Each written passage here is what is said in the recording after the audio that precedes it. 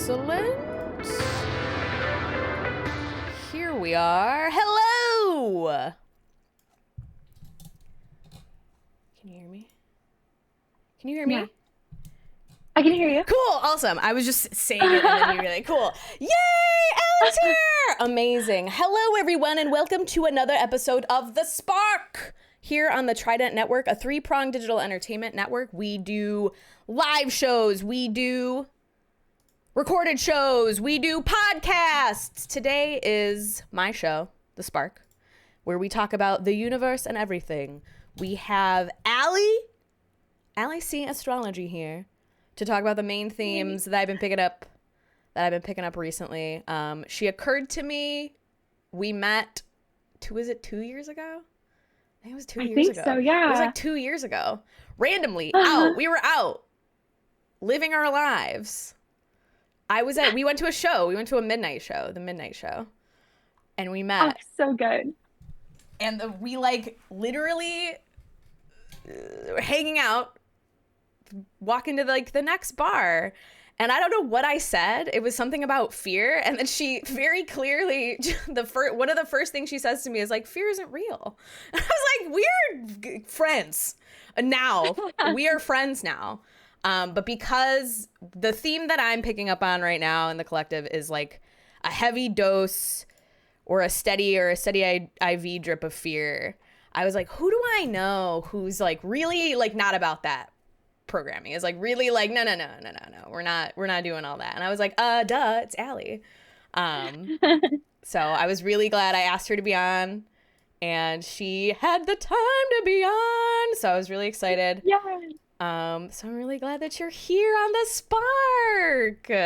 I know, I'm so grateful. Like, thank you so much for inviting me on. Yeah, it's super. It's gonna be great. So tell everybody a little bit about you. Tell them about I'll give you prompts if I don't know how often you do your own spiel, but what are you about these days? Like, what's your main focus these days? So right now I am just focusing on astrology and just helping the collective kind of like navigate their own, their own natal charts and the themes that are going on in the sky. And then I also really want to integrate like chakra healing with the charts, just because I feel like sometimes, you can get in your head about like your own placements, especially with like pop astrology. It seems like there are people that are very opinionated about like certain placements. And I don't want people to go into astrology thinking like, oh, if I have this placement, it must mean I'm like a bad person or whatever. It's like everyone's so beautiful in their own way. And so if I'm able to pinpoint like what is a placement in their chart where they have like difficulty, then I can use like chakra healing to kind of help them navigate through those like, themes in their life and loosen it up. The themes that they feel inside. Yes, exactly. Yeah. And so I really like integrating like, the esoteric, like metaphysical with, astrology as well. And so, yeah, I also do like tarot now too, which is like kind of fun. It like kind of fell into my lap a little bit. So I was looking up using all of these things. Let me copy and paste the link. So I'm gonna copy and paste your links right now so that everybody knows where to find you. I just have the links. I just have the links that I got from her today, but we'll put that at the end as well.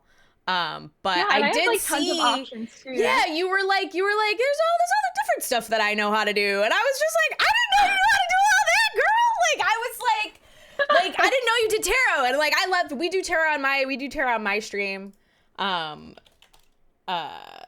that's really fun. And it's just it's a nice thing. Like if one of the people in the community like want to do it, we do it. But I didn't know you did tarot. And I was like, oh my God, you do all this other stuff. This is so cool. Yeah, it's like my, so I have a Scorpio Venus and Scorpio Moon. I have a ton of Scorpio placements at the top of my chart. And so like fixating on one thing at a time is like my superpower. I'm like, oh, I can figure this out in like a week. I'll have this. Are you kidding me? And yeah. So I have like so many different hobbies and things that I'm interested in because I find myself just like fixating and I'm like, oh, this is my new thing. I'm going to do it. And then I'm like, oh, now I know how to do this. But what's so beautiful about like, having that like kind of hyper fixation on certain things is that I can combine it all with astrology. that it'll like boil down to still like Yeah. helping the collective in some way. And so I'm Yeah. like, oh, cool. Like my hyperfixation is able to help people. So is that where, so for astrology, is that like the anchor point that keeps, like, does that the thing that keeps bringing you back, that keeps like making you like, I need to study this, I need to know a little bit more about this, I think I should. And then is it like, because whenever you're like, because I watch your TikTok, and whenever you're like, oh, I read this thing in an astrology book and it actually connects to this other thing that I was reading about, and you got to know about it. And I'll be like, oh, that's really interesting. Is it always just like, it's, we have a joke, me and my friends have a joke about being tripping on acid and all music sounds like Pink Floyd, and we always make the joke like, it's always Pink Floyd, it's always been Pink Floyd. So for me, it's like, is it always astrology? Like you're like, oh my god, this is just like astrology, this is just like like, oh man, I knew about this in astrology. So it's like astrology's like been your anchor point. Yes, yeah. And I feel like it's kind of like space psychology. And it kind of like makes it more fun Yeah. to be like, oh, well, I'm this, like this sign, you know, my moon is in this, or like my Jupiter is in this. And it's kind of like, you know, I feel like psychology, it's so beautiful, but I feel like there are a lot of like words that like if you're not studying psychology, you're like, I don't really understand like the themes of that. But then Yes. Yes. astrology, it's like, oh, what do you mean I have a Taurus Mars? Like that's so fun. Like, you know what I mean? It Yeah. just like seems It's, like lighter and like easier to understand. and I tell, it's this funny that you're saying this too, because I say this about tarot, where it's like, it's not, because I think in like when we were younger growing up in movies, it's like tarot is going to tell your future and it's going to like Mhm. predict when you'll die and like things like that, but it, or like that it's a belief system. But I tell people like, it's just these like, it's these general human archetypes, it's these general arcs that a lot of us follow, that humans follow, and it's just the organization of them and how you project your own life onto them. And they're tools ultimately for understanding yourself, they're tools for understanding yourself and your place in the world. So you could use tarot, you could use astrology, and the study of it gets you connected to that part of yourself that's like already there, regardless of what tool you're using. Yeah, it kind of helps you like navigate Yeah. like yourself and the themes of your life. And so when I first started getting into astrology, which I've always been into it, like my mom was really into tarot and Oh, that's astrology, cool. Yeah. but she was always like, don't tell anybody. Like she was like, don't, like it's a secret. And I was Oh yeah, like, it was okay, very like I'm not gonna like, tell. yeah. Yeah, it was very Yeah, you like, had to like I be like remember growing hush up, it's hush. like we were into it because we liked shopping at Hot Topic, and we were like, ooh, weird, edgy, because we read tarot cards at our sleepovers. But like now it's like, well, it's cool. And I think it is cool now that it's like more widely accepted. Like, yeah, this is like a practice that people do. You can get cool decks and you can learn about like the history and the what's it called? The discipline of it, which I think is really cool. Yeah, and like it's so helpful too. And it's not like you said, like it's like, oh, I'm gonna predict your future. Like, here's my crystal ball, blah, blah, blah. It's like, no, this is what's going on right now. And this is how your higher self is connecting with me. So I can tell you how to navigate, you know, what you're going through. And I Yes. think that's such a beautiful thing. Like whenever you're able to, you know, use your higher self and connect with somebody else's higher self, and you can kind of bring, you know, what they like their knowledge into a physical plane.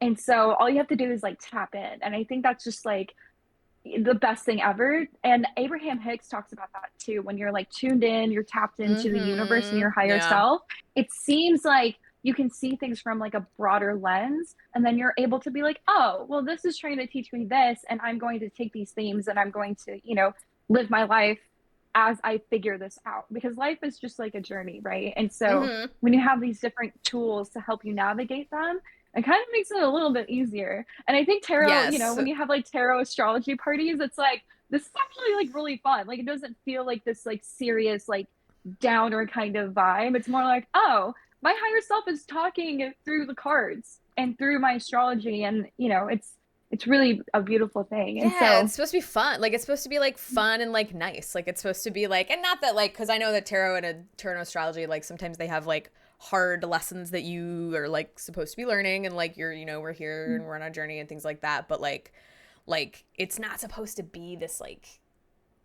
very serious file. We're keeping the files on you. It's like, no, it's like, as like Yeah. everybody's got every sign in them. Everybody's got every one of the major arcana in them. Like we're just moving through the human story of our lives. Yeah, exactly. And then I feel like if you have like anxiety, if you feel like you are Mm-hmm. in this vibration of fear, but then you look to those tools like astrology and tarot, I feel like it makes it a little bit easier to not be so fearful of the future. Because the future, when you think about it, when you're putting, you're planting the seeds right now, the future should be exciting. It should be like, oh my gosh, well, I'm so Yeah. excited that I'm doing this right now because what's ahead of me is going to be like so amazing and great and all of that. Versus like when you have anxiety and you don't really know what to expect, then you live in that vibration of fear. And Mm-hmm. I feel like that, using tarot and astrology can help you, kind of not feel so anxious about the future that it's like, oh, well, I'll expect these themes, later on in life. But right now, this is all I have is living in Yeah. the present moment right now. And so, yeah, it's just like ever since I, started doing these things, like I started getting into astrology in like 2020 Okay. when everything was like, the world was falling apart. That's when I started getting into like metaphysical esotericism. I was like, oh gosh, this is something's calling to me. What's going on here? Yeah, and and the more people I talk to about this, they're like, "Oh my gosh, I woke up during That's when 2022." And I'm like, "Oh, because I feel like it forced everyone to slow down. Like, mm-hmm. even though the world was falling apart around us, everyone was getting sick, it was like you had to wear masks everywhere, and it was very like isolating. And us as humans, like, we're all very social creatures. Like, we need to have that interaction with others. But in a weird way, that isolation brought us closer to ourselves. And Yes. so it made me like low key kind of grateful that I got to sit around for like 3 months in my home. And I'm Yeah. like, okay, well, I have to deal with myself because I've been using work and partying as a distraction from what I need to be doing. And so, yeah, that like, you're like, yeah. And it's so funny now that when I go back into things, like, and I used to say this a lot, like in 2020 when I was streaming, because I was streaming a lot during 2020. I'm at home. I was streaming a lot, and I kept saying this thing, and it was the we're not going back to anywhere. Like, there's nowhere to go back to. Like, everyone's like, we want to go back to the way that it was, or like, not everybody, but there are people who are like, I can't wait to get back there. And I just kept feeling like there is nowhere to, like, that place and that person and that life that you had, and not in like a really like, because then some people, like, it's different for everybody, but like everybody is in a different place now. So the like wanting Mhm. to go back and like, I want to go back, it's like, no, you're literally fundamental. And like, there are people who were like, I am fundamentally different now and I must walk through, like, forward as this fundamentally different person. Or there's people, because everybody gets to choose what they're doing with their time and their life, some people are like, I'm still gonna try and go back there.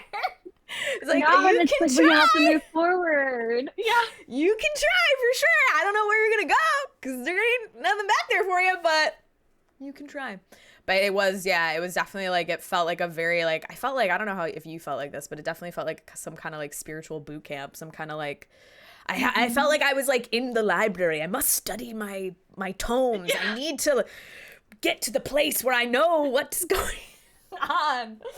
Uh, but that is No, so funny. That's so exactly. funny that you were like, I'm really into this. I'm really into astrology right now in 2020. Because I was like, yeah, I started like going to seminars and like reading books, and like I was just like, what is behind here? What's going on here? Yeah, because I feel like prior to 2020, we were all distracted. We Yeah. were all distracted about, with everything, like working and partying and, relationships and, friendships, and all that is great and dandy, but like, what was your soul craving Yeah. What's going on during in those there? times? Yeah, exactly. And so whenever we had that moment to slow down, it was like, oh, we have this perfect opportunity to look inward.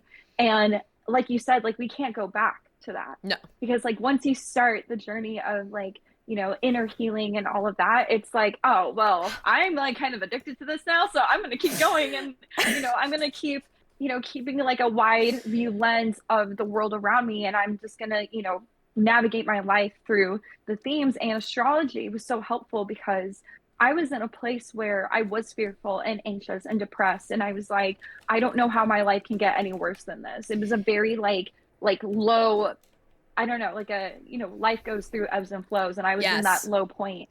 And I was like, I don't know what's going on. And prior to getting into astrology to the point where I'm at now, I knew that I was like, okay, I'm an Aquarius rising, a Virgo sun, and a Scorpio moon. And I used to flex that. I used to be like, yeah, I'm a Scorpio moon, you guys. Like, I'm a Virgo, like, blah, blah, blah. And once I got into it, I was like, oh, this is why. This is why This is I've why gone I'm the through way that I everything am. I have. Yeah, no, exactly. I was like, oh, okay. And then I saw like my entire chart, and I was doing a deep dive on that, and I was like, oh wow, I have, Chiron in my seventh house of relationships. I have, Venus in my ninth house, and then I have the moon in my ninth house. And I'm like, what is going on? And so the more that I dove into astrology, the more I started understanding myself. And that's when I was like, I have to tell people about this. Like, I Dude, have to help when other you were people because doing, if you were I can get out of it. specifically on a like, I'm healing these, it was like either I'm healing my, I don't know if it was like my Scorpio aspects. You were like healing something specific. You were like, I'm going through my chart, and you were like talking about it. You were like, I'm healing this shit that is real, that is true about me. Because I think there's like and it's not, there's a thing that happens in like the metaphysical spiritual like community where people are like, that person's that person's not a clear channel. It's like, well, they're not a clear channel for you. They're probably on a different channel is why they're not a clear channel for you. But also there's this thing that happens where I think some people, when they first, and this is, I'm guilty of this too, when you first wake up, you're like, I gotta wake everybody up. Like, you're like, they gotta know. Everybody's gotta know. Yeah. Like, they gotta know what's going on because I'm like seeing everything.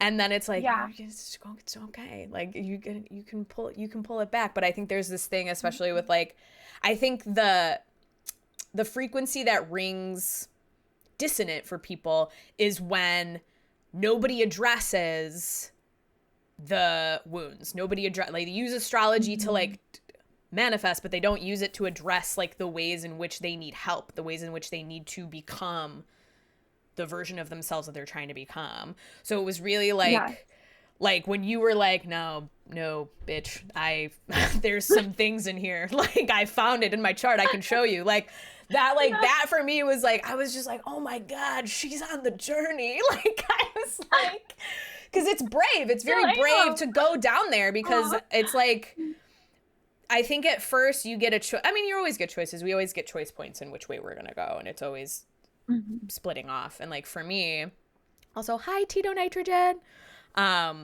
He just commented in the chat. Oh hey. Oh hey.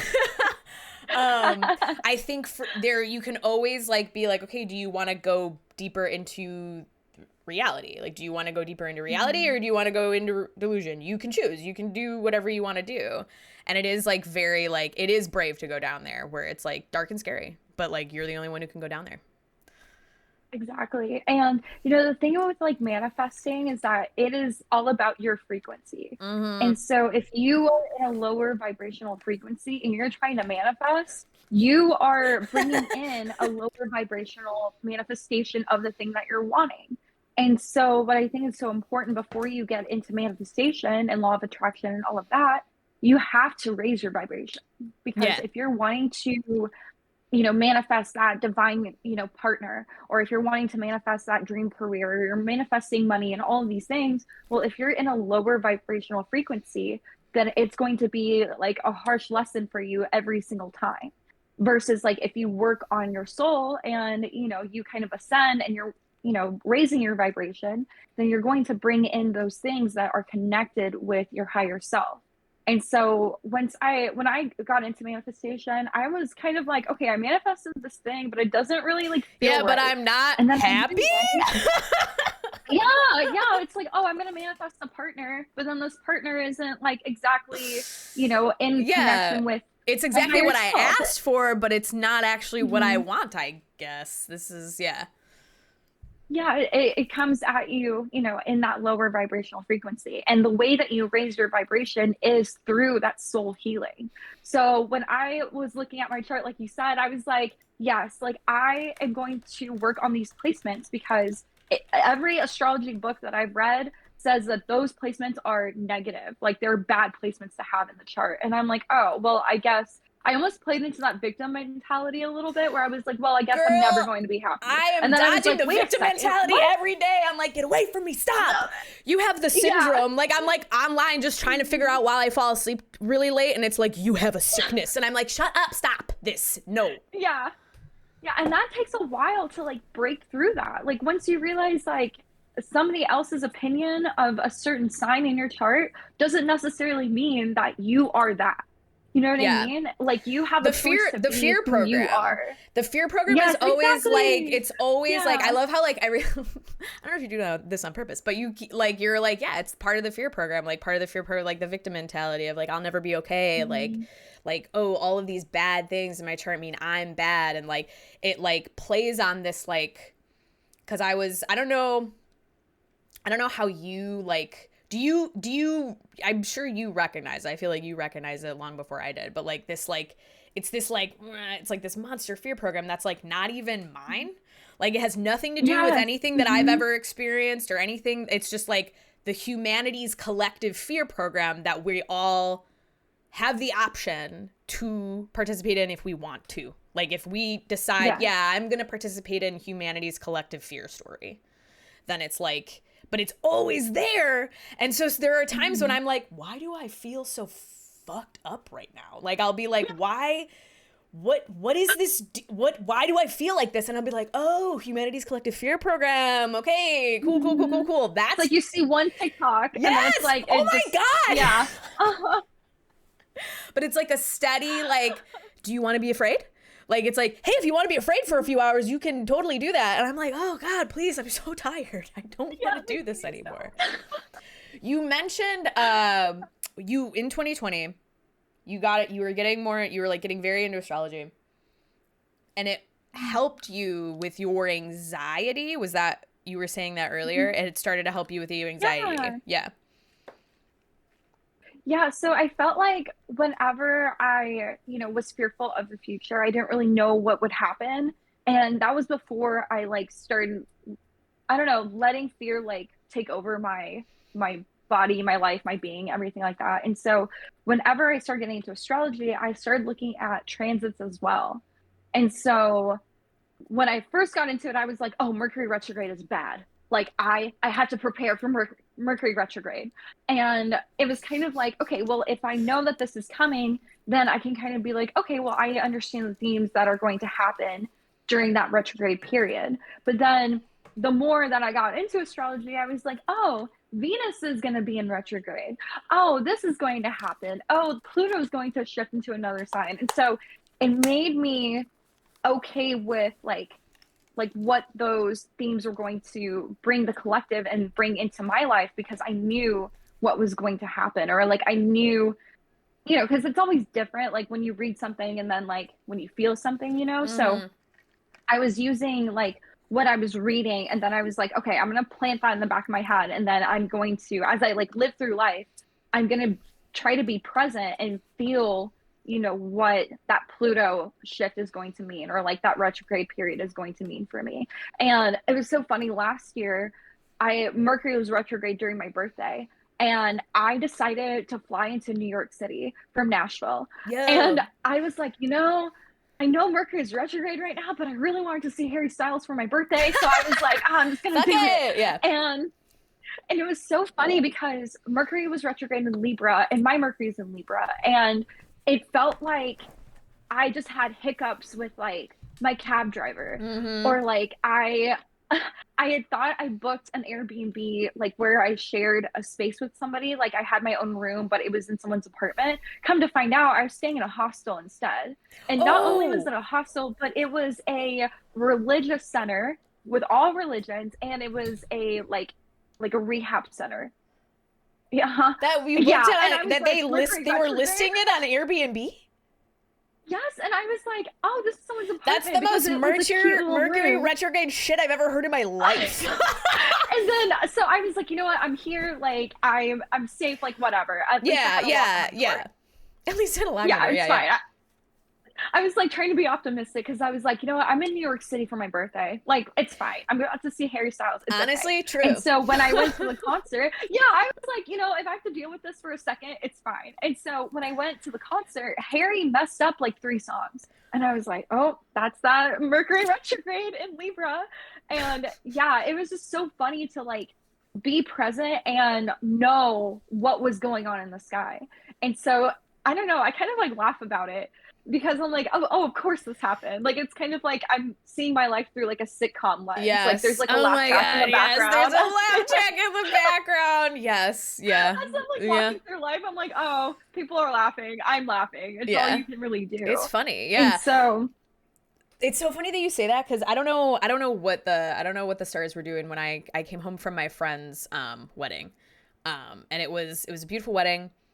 We did it in Ireland, and this was last year, and oh, I came home, and I had gotten COVID, which sucked. oh That was the no. time I got COVID in Ireland. And I came home, and our fridge had broken, and we were gone for two No. weeks in the middle of the summer in June. And our fridge No. broke probably like a weekend. So our fridge had been like, and it had been really hot here. So our fridge had been broken for a week in the hot, hot, hot summer. And No. I came home and I was like, had been sick. And I'm like recovering from, being in overseas. And I open the fridge. It's like 10:30 at night. I get home and it's hot. Like I put my hand in the fridge and it's hot. And I just closed the fridge and I was No. like, all right, that's for tomorrow. Like, go to sleep. Yeah. Because I'm literally like, yeah, sometimes your whole fridge breaks. And I was just laughing because I was like, this is so funny because not only was I gone and had like the best time in like the UK Uh-huh. and Ireland and like, yeah, I got COVID, but like, uh, it was so fun and I had a great time and my best friends got married and it was a beautiful time. But so funny that now I get home and it's like, welcome back. You got to clean out this entire fridge. Yeah. Yeah. Like, oh, by the way, And the fridge it's is broken. and it was so gross and terrible, but like and I was like, "Oh, this really sucks." But it was so funny because like of course. Because like yeah, sure. The Yeah. smell? Yeah, it smelled. It You was smell terrible. it? There was meat in Oh the no. freezer. It was terrible. And I was like, this is one of the most insane things I'm gonna have to do. And this is hilarious. And not in a way where I was like, I love this, but in a way where it was like, oh my God, it happens like this, doesn't it? Like life just kind of like Uh-huh. sometimes just stacks up on you. And you're like, all right, Yeah. well, better Kind shovel of the like when shit it rains, it because pours. yes. Yeah. Like it's like, well, better take care of all this in one go because I'm really tired. Yeah. Do you know if any planets were retrograde? Was that I during Mercury I retrograde? don't. It was we can look it up at some point. It was June. Mhm. It was like June 21st. It was like their wedding was on June 21st and then I came home like a week later. So, Oh, last year. yeah, there's probably something going on. Oh yeah. I just always Oh yeah. blame like retrogrades. I'm Well, like, oh, no. it's just retrograde. It's fine. I had this thought. I've had this thought for a long time, but like we're basically like cuz the planets are like the celestial body, like we're part of the celestial bodies of the universe. Like we're just little guys Mhm. living on one of them. And it's so Yes. funny to me when people are like, astrology's not real. And I'm like, that's more of what's actually happening than whatever we got, like, than our, like, whatever, who's going to the store for what. Like, that, like, these planets Yeah. have been, like, moving like this for, like, longer than you could conceive of. Yeah, and And, like like, ancient civilizations yeah. use astrology too. They use the stars and the planets to kind of navigate like their own, civilizations and Yeah. societies and all of that. And so it's really interesting, like when you look into ancient civilizations, that they actually grouped people together based on like where the sun was. And they put all the Virgos like, in, health. and they put all like the Sagittarius, they're out, gaining knowledge from life. And like they put all of the Pisces placements and like mystical centers and all that, and like Scorpio as Mm. well. And so it's like they used astrology to kind of like put people where their talents would be used for the betterment of that society, That's which I cool. thought was like I so interesting because I'm like, never that's so beautiful. I've never heard that, not that interpretation, but like I've never heard that part of it. I've never heard like it was like, oh yeah, it was a Yeah. tool to like put people where they thrive the most, which makes a Yeah, lot it of was the sense. Mayans. That's so Yeah. cool. That is Yeah. so cool. Yeah, because they had the calendar and they were like, yeah, they were in it. They were in it. I'm sure like Aztecs and the ancient Egyptians They were too. in And they it. used the Yeah. stars to like build the pyramids and all that. But yeah, yeah, astrology has been used for so long. And it's so interesting to me that now society is kind of like, moving towards that. And so I Hmm. really feel that like everyone's gonna have a therapist and everyone's gonna have an astrologer one day. Like Oh yeah, everyone's gonna be like, yeah. yes. I got my favorite astrologers. I'm Yeah, like, what's going on? Can you tell? Can you tell me? yeah, And I yeah. think, Like and it's funny because what's everybody's happening right on now? like a different channel. Like everybody's got like, it's like, oh, Mhm. these people speak to me. This is the channel that I go to for this. This is the channel that I go to for this. This is when I do it myself. Yeah, exactly. And I love that because people can find the people that they vibe with Hmm. and that they resonate with. And it's not just like a cookie cutter, like kind of line of work. It's like you're able to be yourself, but also kind of like show off what you know. And it's really Yeah, cool. And I really like that. Yeah. it's like very flow state. It's very Mhm. it vibes with that. Like, yeah, this is just like life. We're just like showing you, putting the mirror up to life. Like, what do you see? How can you go with what's actually happening as opposed to like trying to force something that's like not for you. Yeah, exactly. And I've gone to therapy before and all these things. Same. And I remember my therapist was like, always, like, you should meditate and you should journal and say affirmations and blah, blah, blah. But at the time in my life, I was not ready to hear those things. And No. then it wasn't until I got into astrology where I was like, oh, maybe I'm ready to hear those things now because all these things in my chart, like it just clicked for me, like what I needed to work on Yeah. myself. And as I'm in this industry of healing through astrology and tarot and, everything like that, I realized that the more that I work on myself, the more I'm able to use the tools that I've learned in my experience to help others.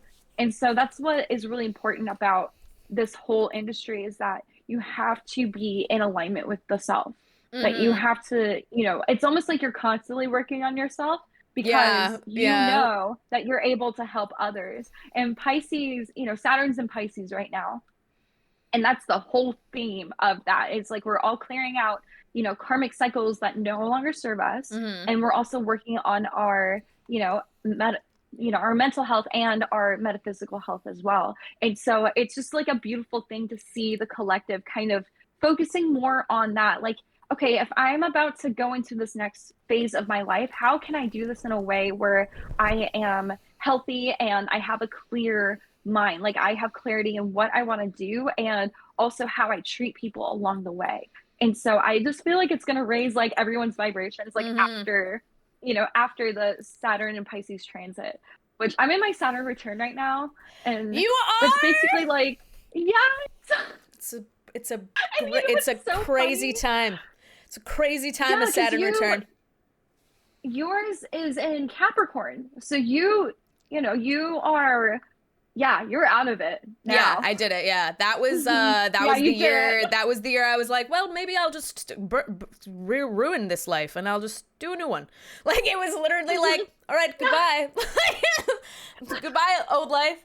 So I say like Yeah. I think I made a TikTok, but like I always have this feeling like I know that there's this thing sometimes where there's this like, oh, be careful, the people that you keep around you because you're what do they say, like you're like an amalgamation of like the five closest people to you. And Mhm. while I agree with that, for me, and I don't know if this has anything to do with my chart, you can tell me, but for me, anytime somebody really shouldn't be in my life, they kind of just like as long as I'm like sticking to what like my soul wants and what my like intuition wants, they kind of Mhm. just leave. Like they just are Yeah. like no more. Like it's very much like either like we like I never have to be like, all right, looking at my list of people and being like, who's allowed to talk to me? Like it's literally always like, oh, well, I Mhm. guess these people aren't in my life anymore. And like it's I've never had to like do the thing. But I guess like I've had a lot of time. I've had a lot of different lives where I'm like, okay, I'm living a completely different life now. I'm utterly unrecognizable from the other times Yeah. that I've existed. And, you know, it's so interesting that you say that like the people that don't resonate with you just kind of like leave because they no longer vibrate at the same frequency as Yeah. you. And so the higher frequency you are, and you know, the more that those people are in a lower frequency, they almost seem uncomfortable by your presence because you are so rooted in yourself and you are, you know, vibrating higher. And so, yeah, it's really easy for people to leave because they are uncomfortable in your presence because Mm-hmm. they see something in you that they wish that they had themselves on a subconscious level. And if they're not Mm. like about that life, they don't really like understand why, like why they don't, you know, talk to you anymore. Yeah. And because you are rooted in yourself, you're like, well, this is fine because this is no longer resonating with me anymore. This lifestyle doesn't resonate with me anymore because I'm raising my vibration to be a Yeah. more aligned with my higher self. And yes, girl, that is what I'm about. That's the one. That's the one. That's the one. So how does so the fear program was like it had you at some point, Mhm. and then at some point it didn't. Do you remember that? Do you like remember like oh, like wait, like when you were like, wait, fear's So not real. So it was funny, like back in 2020 when I was like, I don't know, like waking up to things, Mm-hmm. I was reading into the chakras and I was like, oh, the third eye, that sounds really cool. Not knowing that you have to, you know, work on your lower chakra energy centers, like your root, your sacral, and your solar plexus, and even your heart before you can get up here. But I was like, you know what? Third eye sounds cool. You So know I what? decided to do an hour third eye opening activation. And when I tell you that I was not on this plane of existence for like 3 days, I was like, I'm just floating in the Oh ether. Like, I don't yeah. know what. Oh yeah. So, but because of that, I was like, oh, if I tune into that, you know, that fear frequency, then I am giving my power away to something that is outside of me, Mm-hmm. that I'm allowing something outside of me to take control of my life. And so when I was like, my third eye was like wide open and I was like seeing everything for like the first time for real, I was like, whoa, I Whoa. need to take a break. So then later that year, as I started getting into more of my like chakras and all that and rooting myself, I was like, I need to go to Sedona. And I was living in Yo, Dallas at the time. And Sedona. so, Everybody's like, I gotta go to Sedona. Like, Sedona's yeah, always like, and come, you can just ground here. You, if you wanna, it's fine. You come. Well, and you come. Sedona is so powerful too. It was like, it was I wild. gotta go to So, Sedona. yeah, I love that. I'm just gonna go I to love that because Sedona. Like, that's so legit because like so many people are like, I gotta go to Sedona. And it just makes me laugh yes, because it's true. Like people are like, I gotta go. I'll be right back. I gotta go to Sedona. People I know, yeah, like, and yes, literally. Like so many people are they like, I gotta have go. to. Yeah. Everybody should go to Sedona, especially if you're on this like path. Yeah. The spiritual healing that is in Sedona is just like unmatched. Like I've I never wanna felt go to that energy Sedona. ever in my life. Come to Sedona. I I really want to live go to like two Sedona. hours from Let's Sedona now. go. That's So amazing. yeah, That's amazing. yeah. And so the scariest thing that I have ever done, and I was like, you know what? Let me just drive out to Sedona from Dallas. And when I was planning this trip, I thought it was a 12-hour drive, but I forgot New Mexico was in between Texas and Arizona. So when I'm on the road and my GPS says 16.5 hours, I was like, what? Bitch. What do you mean? Yeah. Excuse me? Yeah. And I only had 4 days. I only had 4 days to Oh get there, shit. do my thing, and then come back. So I had to do that 16-hour drive by myself. And what was so crazy about that is that that was the most terrifying thing I've ever done. Like driving through the desert alone at 1 in the morning You are and you Saturn only see like returning. three. Yeah. You are No, hardcore. I was like, okay, well, I guess I gotta go hard or go home. Like That's this is, I'm amazing. not gonna turn around now. But it was just so eye-opening to me, seeing the world for the first time through a different lens because my third eye was so open. And Bro. I was like, wow, if I can handle driving through the desert alone at night in the wintertime when the temperature drops 30 degrees at night versus in during the day where it's hot and my tires are about to explode Yo. and it's 1 in the morning Yes. and I can't see anything in front of me, then Yes. I can do Yes. anything. Yes, And dude. I did that drive in one day. And after that, I was like, Yes. oh, oh, Oh, I I can do just anything I want. exceeded myself. Yes, Dude, that yes. is exact. I love how, like, God, I love how, like, the people who are in, because they say, like, soul families, like, it's anybody that has affected you. So it's like souls are fractaling off, fractaling off, fractaling off. So anybody who has affected me is part of my soul family. Anybody who I have history with, good or bad, whatever, that's all like soul family. So we end up having very similar themes. And it's so funny that you realize this driving through the desert, because when I had to leave Los Angeles, I was living in Los Angeles for 10 months and I was like, I gotta leave. This life is done. Like, I gotta pack this shit up, go home, start over. I was driving through the desert with my stepdad came to get me. We packed up all my shit, we left. And I drove through the desert back home to Illinois, and I had the same thing. I was like, okay, if I could like burn down my whole life and go home, like, and like start over, like, I can do whatever I want. Like, and it was like, you can do Yes. whatever you want. It doesn't matter, dude. You can do it as many Yeah. times as I think I don't know if I wrote this. Yeah, I think I wrote this. It was like, as many times as you are willing, you can live as many times as you are willing to die. Yes. Yeah. You can Yes. do it Oh, like that's you so can live as beautiful. many times as you are willing to die. Like, do it again. Start over. Do it again. Mhm. And And like, I've done that yeah.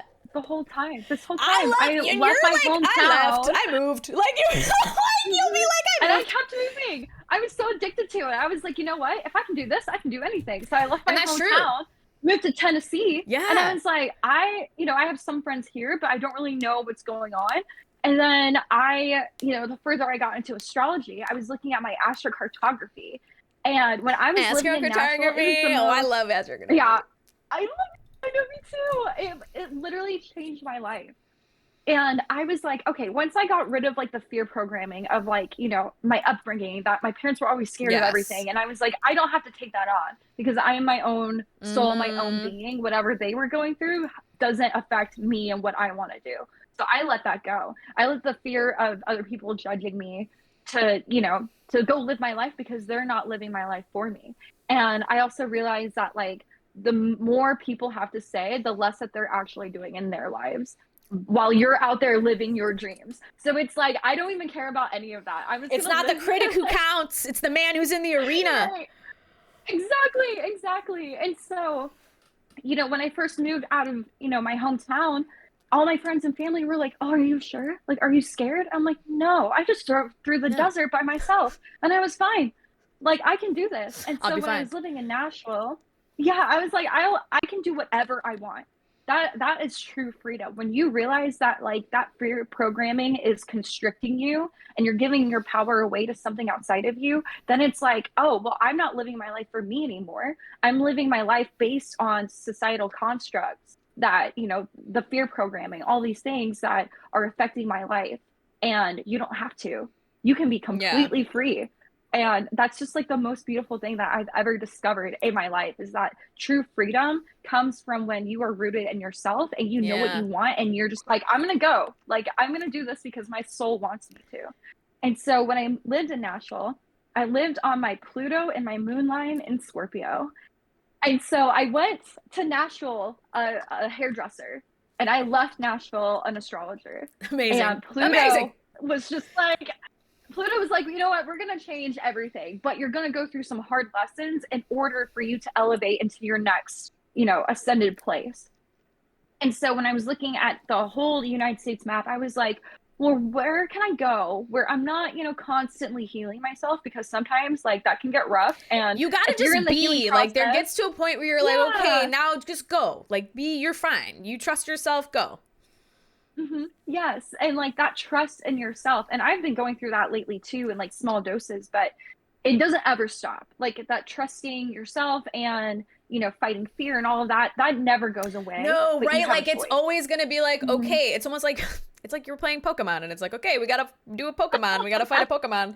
And it's like, okay, we're gonna catch Yeah, it, or what are we gonna do with this Pokemon? Oh, we already have this Pokemon? Okay, well, yeah, like, and it's like it'll come up. And I think when you start healing and when you start on your journey, whatever that journey, and you feel like I've awakened to my journey, you feel like one day I'll never have to deal with this. And it's like, actually, you'll just get really, really good at dealing with, like, you'll just be in, so yes. you'll have a practice where when things do happen, because life happens and like pain will happen, the programs will come, like all of this will keep coming up, but you will just have dealt with it. And you will have dealt with it so many times and have collected so many tools that, like, when it does rise up, you know exactly what it is and you can just deal with it and then Yes. continue.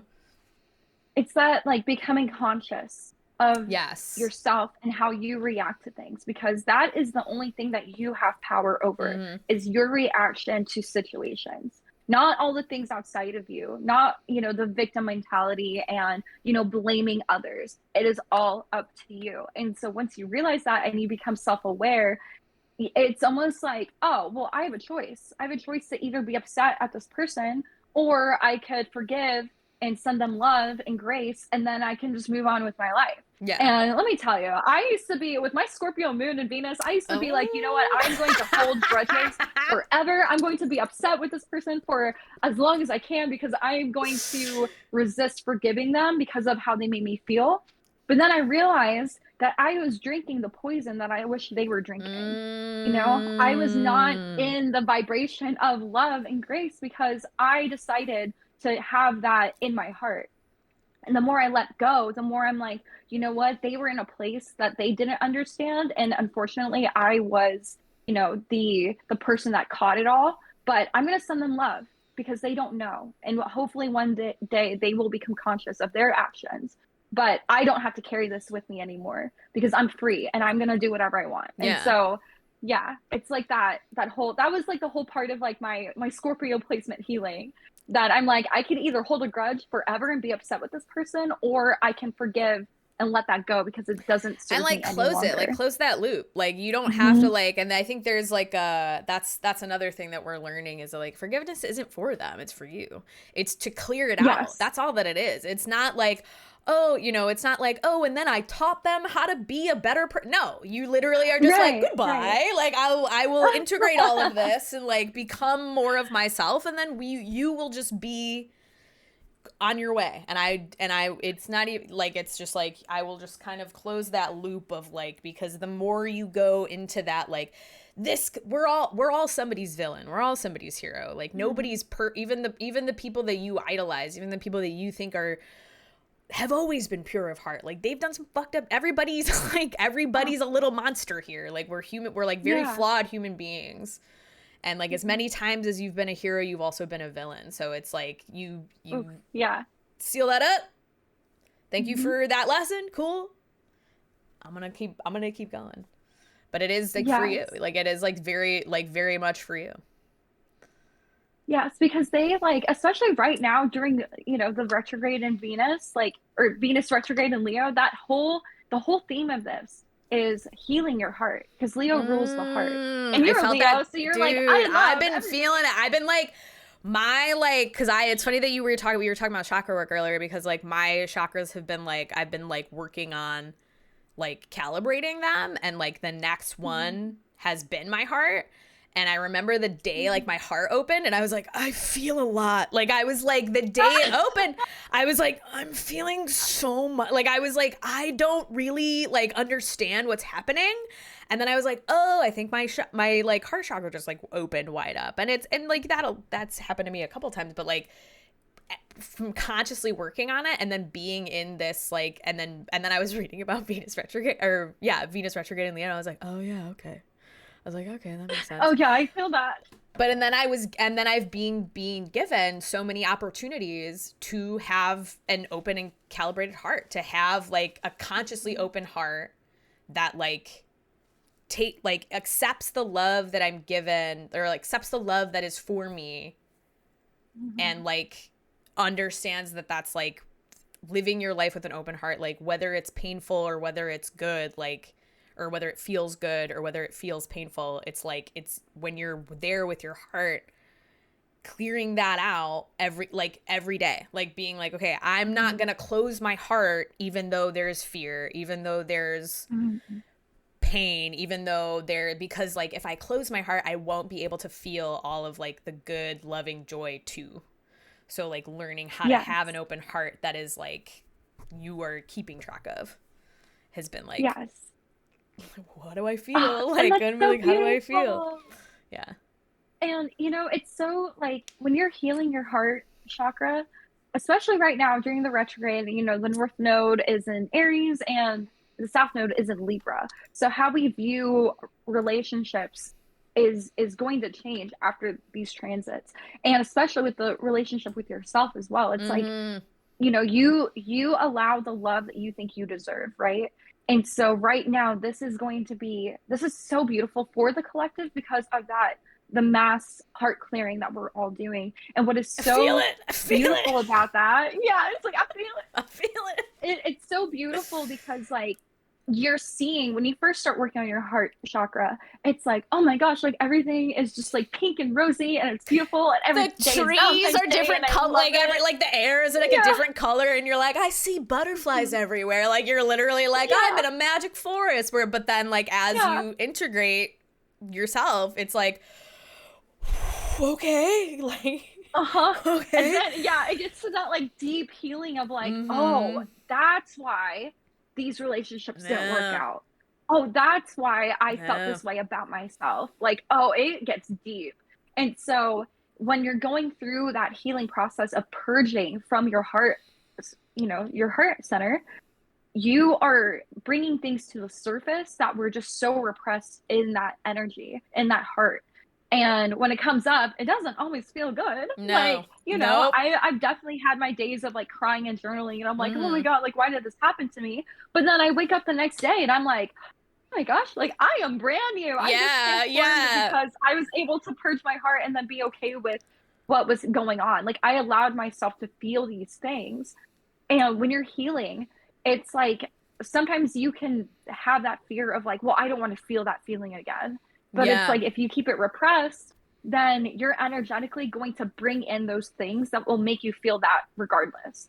So you might as well just like, bite the bullet. And it's so funny because that's yourself. exactly what I've been learning this whole time is like, I mean, like, because what I would do for a long time was I would feel the feeling and then I would stop it and then push the energy outside myself and then figure out where it was. And then I'd be like, cool, now I know where it's from. But then it's like, cool, now you have to feel the feeling though still. So it was like, I would like try to like cheat and like be like, well, that's what that program is. It's like, cool, now feel the feeling though.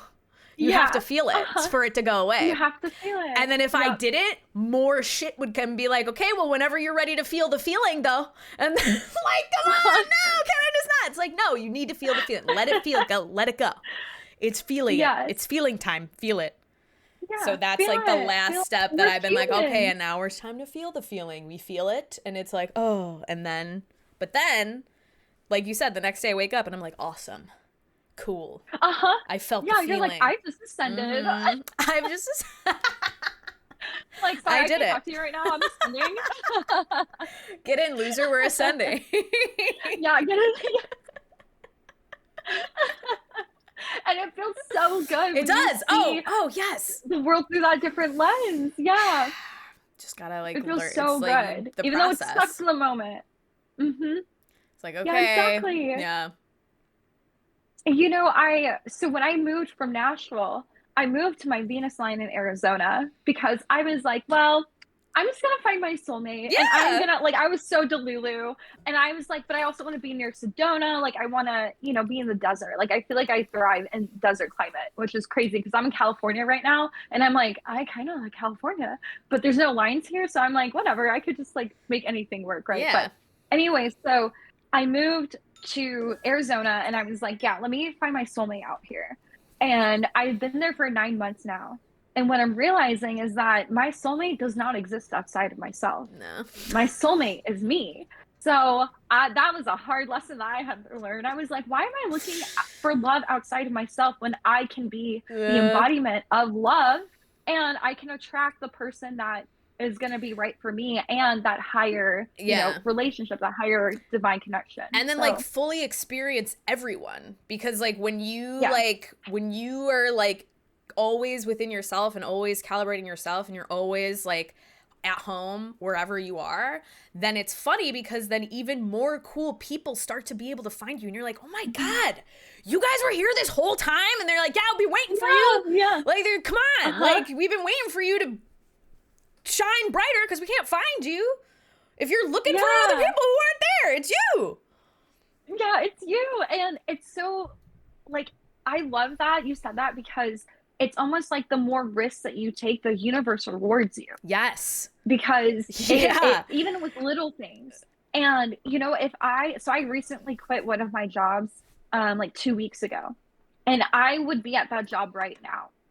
And Whoa. because I quit, it was like, oh, you want me to be on your show? Yes, I will. And so Bro, it's like I that let go same of thing something and happens to allowed me something to come in. too. Yes. Yeah. I was like, well, I can't take this job because I'm already doing this thing. So I can't. Like, it's Hmm. like, and it's not in a way, because I think this is also part of the fear program that I wanted to talk about too. Work. It's surrounding work, especially Hmm. specifically in like American culture, where it's like, if you don't have a job, one job that pays you, like gives you everything that you need, then you're gonna die or whatever. Like the worst fear that you could Yeah. imagine. It's like this math that now that I've been like technically unemployed for like almost 7 months. And like what I find is like there's this other space outside of that like Hmm. you don't see until you're already in it. And then you're like, wait a Yes. second. Life is still happens out here? Like outside of Hmm. like a regular schedule, like outside of like me having promised like I can like literally move my time around and like almost like one of those games where you're like, I'm catching the balls, and you're like moving the basket and like the balls are falling and you're like, okay, I'm gonna catch the ball here and I'm gonna catch the ball here. And it's like, I can do that. Like there's this like switch that's been flipped for me where it's like, oh, I can just move myself and my energy around and like catch what I need and like listen and like figure out where it is and where it's coming from without having to just like sell myself away Yeah. somewhere. And it's a very Yep. interesting like, and I wouldn't have felt it or known what it felt like unless I had been like ejected from whatever clock matrix thing is like, you need to sell all your time and be miserable. Like, and not saying that a job would make you miserable, but saying that like there's better ways to do like there's better ways to be alive. Like Yes. there's Yes. millions of different ways to do it. Like you don't have to do it the way that, and this is the other reason that I wanted to have you on too, because like you do that. Like that is what you do. You're like playing the Yeah. ball game. You're like, no, I've been playing the ball game. You can play the ball game. You don't have to do the other game. You can do your game. Yes, exactly. And it's like you're taking your power back from that societal construct of like, oh, I have to have, a 9 to 5, or I have to do this in order to survive. And it's like, well, you could, and that's fine, but what is the quality of life that you are living? Because Specifically right for now in you. this Yeah. physical plane, we have one life. It doesn't matter if you have past lives. It doesn't like that, that's cool to look into. But right now, right here, you have one life. And if the life that you're living does not bring you joy and happiness, then you have to rearrange what you're doing. Like you don't have a choice. You could live your And whole life. you can. Like, I think that's Hmm. like the biggest thing for me getting through fear was not the fear, because the fear is something that I think we're all used to. We know what it is. It keeps us safe from the tigers. We know what fear is. It's like the primal. That's what it's for. Like it's like it keeps us safe from the other apex predators that are around. Like that's what it's for. Yeah. But the real thing that kept me from moving forward on anything from like, and I was like, what is this thing? And it's always you that's in the way. Spoiler alert. But it was like, Spoiler alert. spoiler alert, it's you. But I was like, what is this? Like, what is this? Like, what is this thing? And it was it was like the shame story that pick a story, and it was like a shame story. It didn't matter. And my brain was like conditioned to tell this story of shame about like anything. So it would be like, oh, you didn't like I'll give you an example. Everybody an example. So before we got on this show, Allie did a really good job of promoting it on her socials, but I do all of my promotions for shows like literally 5 minutes before they go live because that's just what I do. And I rarely have guests, so I don't have to like, it's just me. So I just take a selfie and I promote it and then we're live. But then like Allie did this whole thing and like I didn't think, I was like, oh yeah, I should ask Allie for her selfies too. I didn't think that. And a previous version of me would be like, you're so stupid. You're like, and it would be like, you're not professional and nobody like, and like go into this like, it would like open up this chasm that would like swallow me and I couldn't like move forward. But in this version of me, I'm just like, hey, can I have one of your selfies? Cool, I'll promote. And it was like literally like, go, you're already going. And I think that's another thing is that like, if you can get past, it's not even the fear, but if you can just collapse the story and just collapse it, it can still run, but you're gone. You're already gone. Yeah. You're already gone doing the thing. And like, I'm on this like ride now where I'm like, oh, I'm just gone. Like, I'm loose. Like, here I go. I'm loose. Like, I'm just like, okay. But it's like, and it's so funny that you said like, it's a feeling. Or way earlier in our talking, you said it's a feeling about something. And I was like, yeah, it's like, if I can get into a place where I can feel everything, the path just appears and I walk it and it just appears and I just continue to walk. You just have to keep walking. Like just stop. Yeah. Don't stop because the path only appears when you keep walking. So you got to keep walking. And you're trusting yourself. Yeah. You're trusting your intuition to lead the way. And as women, like we have to trust our intuition. Yeah.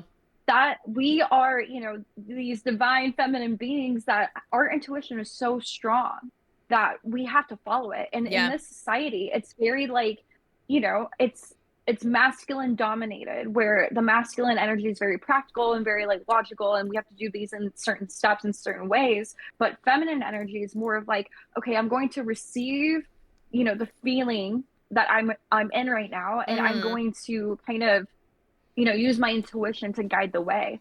So as the divine feminine energy, and this is not like gender specific at all. No, it's a balancing. It's like a like, all right, let's make room for all of it. Let's all, because like everybody has the divine feminine in them. Everybody has the divine masculine in them. But it's like, all right, stop depressing like the things inside of you that are like need to be expanded so that you can feel what's next. Yes. And so right now, as we're all like kind of waking up to our intuition, it just seems that things in life are just getting a whole lot better because it's like, oh, I'm trusting myself. I'm trusting myself versus, trusting what other people are saying or what other people are doing. And you're feeling, like you said, a past you would have, come down on you for doing something that wasn't, in your eyes professional. Yeah. I thought it was hilarious. But now, now you're like, yeah, I'm just going to ride the wave and I'm not going to let this negative self-talk rule my life. And that, you're trusting yourself in order to kind of, you're getting rid of that narrative and you're trusting yourself to the point where you're like, wait, this negative self-talk doesn't serve me. So I'm going to rewrite the way I speak to myself because you can feel it. You can feel whenever you're talking negatively to yourself, you're like, oh, this doesn't feel good. Yeah. Like, but what does feel good? Yeah. Yeah, like this is like it's a lot of like, and like a lot of it too is like a come to Jesus moment with yourself, which is just like, how long are you gonna do this same thing? Like how long do you want to stop yourself? Because ultimately, like now that you've zoomed out far enough, you know that it's just you doing that. So like whenever you're ready, you'll be ready. That's fine. And like, oh, and then we watched a clip on my stream the other day. It was from the Doctor Strange movie, but it was like Tilda Swinton and Doctor Strange. And he basically says like, how do you know when you're ready? And she just says, you're never ready. Like there isn't a moment that you feel ready. You're ready after you jumped. No. Like you jump and then you're ready. That's how you know. And it's like, huh? But like, if you can just keep, I know I'm going to be ready. And that was like you driving through the desert. Like, I'm already here. So why would I backtrack? Why would I turn around? Like, no, I'm already here. I gotta go. because this is what Yeah. needs to It's happen. like that inspired action, right? It's like you've Yes. already put into the universe that you're going to, you're going to do this thing. And the universe loves you so much, right? And so why would you take the inspired action based on what your higher self wants you to do? Why would the universe fail you? Yeah. You know Why what I would it put mean? you in this position? You. Not even like, because I think that we also get caught up with like, well, if so and so, like it didn't work out for so and so, it's like, we're not talking about so and so right now. We're talking about Yeah. you. Where are you right now? And Hmm. my higher self is always like, you're different. And not in like, I'm more special than everybody else. It's like, no, you are just you in your Hmm. position. So stop thinking about what all these other people did in their position and how they failed and how they like it's their path. Like you could be on a Right. path like specifically towards your thing. But if you keep thinking, well, so and so failed, it's like that's not you, dude. Where are Hmm. you And then right you're now? giving your power away to somebody else's situation that Yeah. has nothing to do with you. No. So it's like, whoa, whoa, whoa, whoa. Yeah. Back Yeah. it You've got up. to like Where are you right be now? in your body. Yeah, be in Yes. your Yes. body. You And are I you yeah. right now. And that's Be it in yeah. yourself, in your energy. Yes. And then you realize that just because something didn't work out for someone else does not necessarily mean that it's not going to work out for you. Like when I moved away from Nashville, so many people were like, "Oh, well, why are you leaving? Like I love it here." And I'm like, "I know you love it here, but my heart is in the desert. I've got to go to Oh, Sedona. that's Like so that sweet. just I know feels I right." know you love it here. Yeah. I gotta go. And I'll talk and to I you have so though. many friends in Nashville still that Yeah. I'm like, I love them so much and like I miss them all the time. But I was like, if my heart is telling me to go to Arizona, then I've got to go. And it's so crazy whenever you start manifesting something.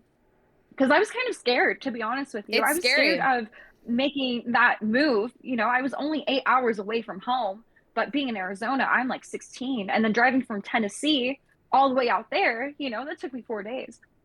And I just kept telling myself, like, prior to the move, I'm like, okay, I have to trust myself. If my higher self is telling me move to Arizona, Yeah, like then it's I've got to literally do it. like trust yourself or what? Mhm. Like Yeah. you Or you have to, stay yeah. stagnant. Yeah. Which you Yes. know you don't like it's this like overwhelming like I gotta go like it's like I literally can't do that anymore. Like it's like this like almost like you're out of phase with that version. So it's like you literally are Mhm. pushed forward into your timeline because it's like I literally can't stay here. I'm out my body's not even there anymore. Yeah, exactly. Like you start really feeling it. And, I was almost tempted to move back home to Texas. But then I was like, I've already lived that story. I've Yeah. already lived that. I don't Wow. have, Yeah. when you I read a did that book, you're already. not Yeah. rereading a chapter. No. Uh-huh. And so I was like, no, I'm going to start all over somewhere new. I didn't know anybody in Arizona. I found my roommate online. She could have been a serial Oh killer. I don't know. my god. Hank, But she was so cool. And, I'm so lucky to have her in you my are life so too. And I'm so lucky. grateful. And so I was like, everything is going to work out because if my higher self is pushing me to do something, then why would I fail? Yeah. Why would the universe and my higher self fail me if I know in my heart this is what I want? And so it was a lot. Every time I go on road trips, I always feel like I expand my mind in like some way. So I'm like, yeah, this is going to be an opportunity to expand myself. But going back to like the manifestation of moving across the country, I kept seeing signs for Arizona That's and Phoenix. I hilarious. kept hearing the word Phoenix all the time. And I'm like, okay, I think the universe is That's like, girl, hilarious. if you don't move, we're going to move you. Yeah. We're going to move you yourself. Yes. So you have a choice. Do it on your own or we're going to force you out. And I was like, I don't want to be forced out. I'll go. Yeah, Fine. right. Oh no. Oh no. Yeah. I'm like, I don't know what kind of forcing you want to do, but Yeah. I'll just leave. That's And hilarious. so it's like, you're overcoming fear a lot in life, like every day, all the time. Overcoming fear when you're leaving a job, overcoming fear when you leave home, overcoming fear when you enter a new relationship and you're like, I'm going to trust that this person isn't going to be the same as all the others because my vibration is higher, my frequency is different. And so I feel like overcoming fear is giving yourself permission to take your power back and rewrite your story because you do not have to be that story of living in fear and living in like, oh, well, what if this doesn't work out? But what if it Yeah. does? What if it does Each, work out? because Trust yourself, believe in yourself. and the thing about like time and the thing about timelines and the thing about like probability is that like all, yeah, it could not work out in any situation. Also, the same probability of it not working out is also it working out. Like that's how time works. It's not even about like because I think there's some like, there's some like spiritual bypassing where it's like, oh, I'll just always think positively and then I'll never experience pain. But it's like, no, I will experience pain and I'm just going to bet on myself all the time because probability wise, it's both of them are equally as it might. And like, it might not work out. It might work out all the time for everything that you do. We think that there's like sure things and we think like this is going to be safe and this is going to be safe. But like shit happens. Like you gotta just go with what you got and like be ready, be down for whatever's happening because shit happens.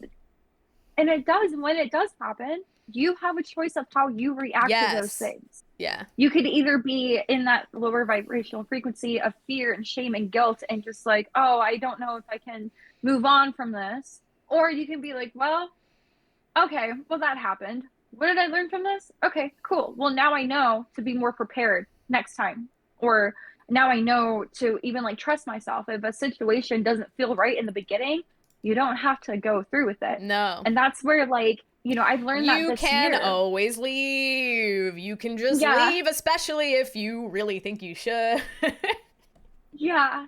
And it's so funny. Like I have moved around so much. I travel a lot. And I moved six times in the past 3 years. Saturn and Aquarius was in. You must have like a capsule like life. You must have like been able to like cut down on all the bullshit and only have like the best shit that you want to take with you because moving that much. It's so funny. Like when I move to my Pluto line, I had a moving pod. I had a U-Haul. I had my car full of.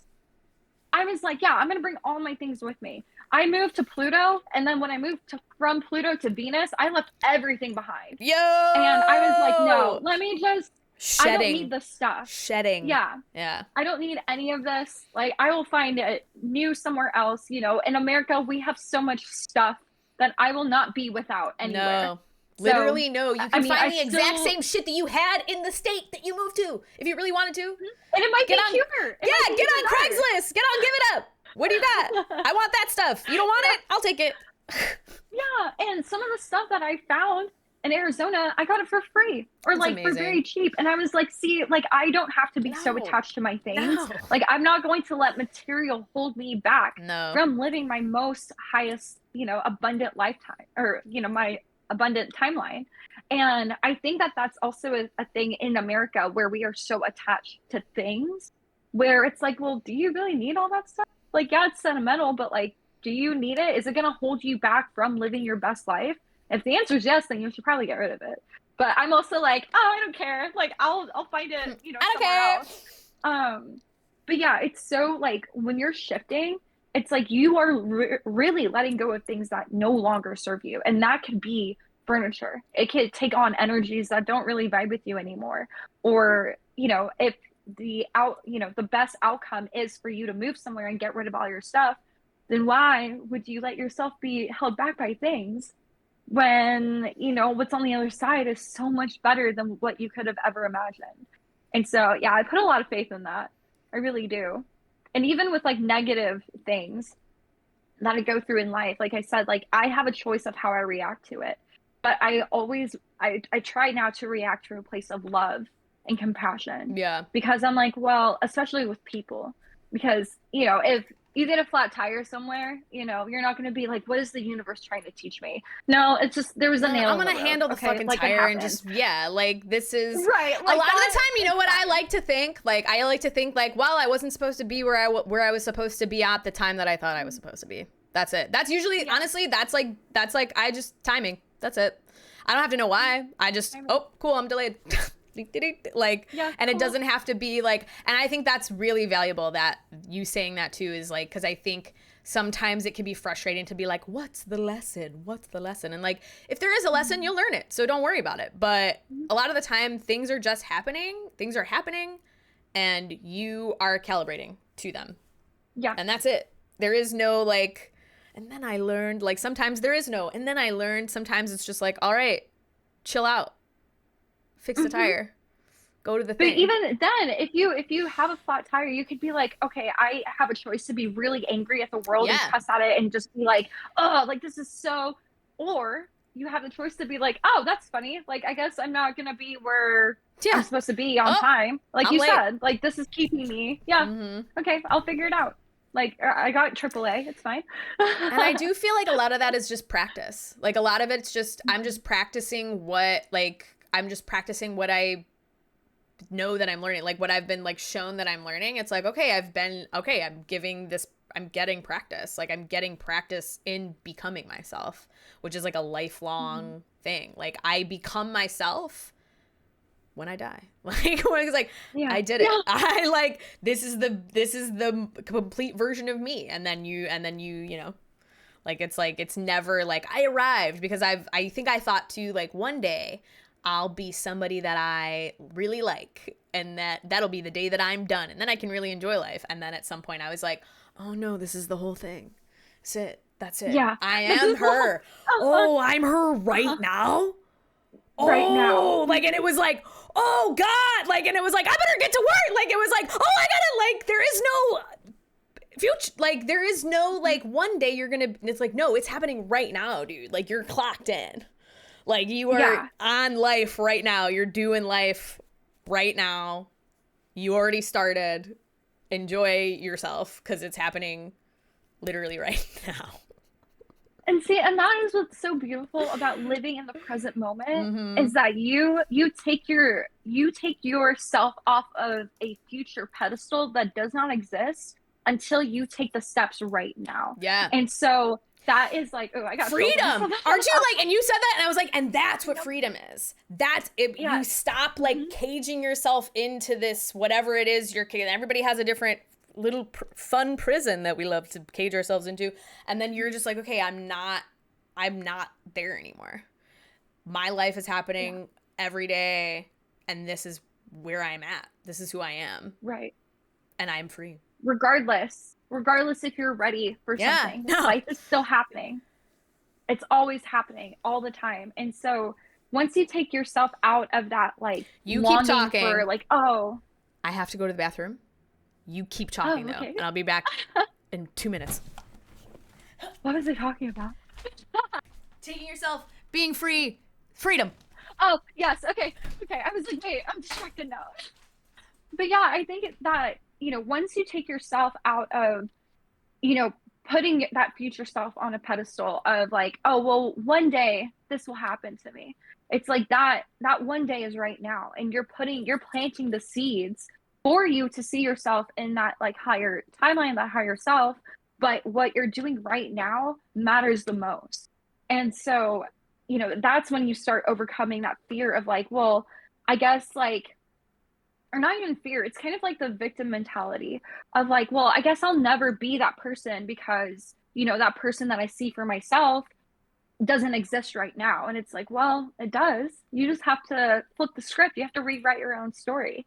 And so I remember thinking that like, there was a time in my life where I was like, oh, well, I don't know if I could ever, you know, move across the country. And people do it all the time. So I was like in that victim mentality of like, well, I don't know if I can like afford it. I don't know if I can like move. I don't know if I'll know anybody there or make friends there. But then I realized like, wait, I'm putting a blockage for the higher self that I see for myself by being a victim of my situation. And I was giving power to a situation that didn't even exist yet, because I'm a Virgo, and you know, overthinking is like my pride and joy. So when I'm overthinking, let me make a list. I was like, no, like let me put myself back into my body. This thing that hasn't even happened yet, because I'm 6 months into my lease. Like I am not moving for another 6 months. Let me get my life together, and let me, you know, make a list, and let me really see what I can do organize. Though, actually. Like, let's do it. Yeah. yes, and like instead of being like, oh, well, I don't know. Am I have to buy a new car, then I have to do this. And it's like, well, do it. Like, what if What you else are you want it so doing? Yeah, badly? right? What Right, else are you right. And doing? I Yeah. love my car. I have the best road tripping car ever. I manifested that and I was like, yes. So the fact that I got it, I got the car that I wanted, the universe was like, yes, Allie, go. Yes, Please Ellie, go. go. Yeah. Yeah. And yeah, so it's just like overcoming fear has been like my strongest thing that I've done in my life. And now I'm just like, okay, well, I've overcome the fear of traveling, doing things by myself, and quitting my job and like doing all these things. Now what? Now it's like, okay, well, now I'm free to do whatever I want. Yeah. And like you were saying earlier, Carly, like with the whole job situation, how the fear of not having work is so it's in all of our minds Yeah. because of the American society. And I took a month off this summer from one of my jobs. Um, and I was like, I don't know why, but I did not feel scared of like, am I going to pay rent? Like, I didn't have that fear. I was like, you know what? Now that I have all this free time, what am I going to do with it? And Yeah. then I was like, oh, I'm going to dive into astrology. I'm going to study. I'm going to do tarot on TikTok lives. Like, I'm going to have clients. Like, I am going to do this because I have the time to do it. And then, August rolls around and I got asked, like, hey, are you going to come back to work? And I emailed back and I was like, yeah, yeah, I'll come back. But I don't know.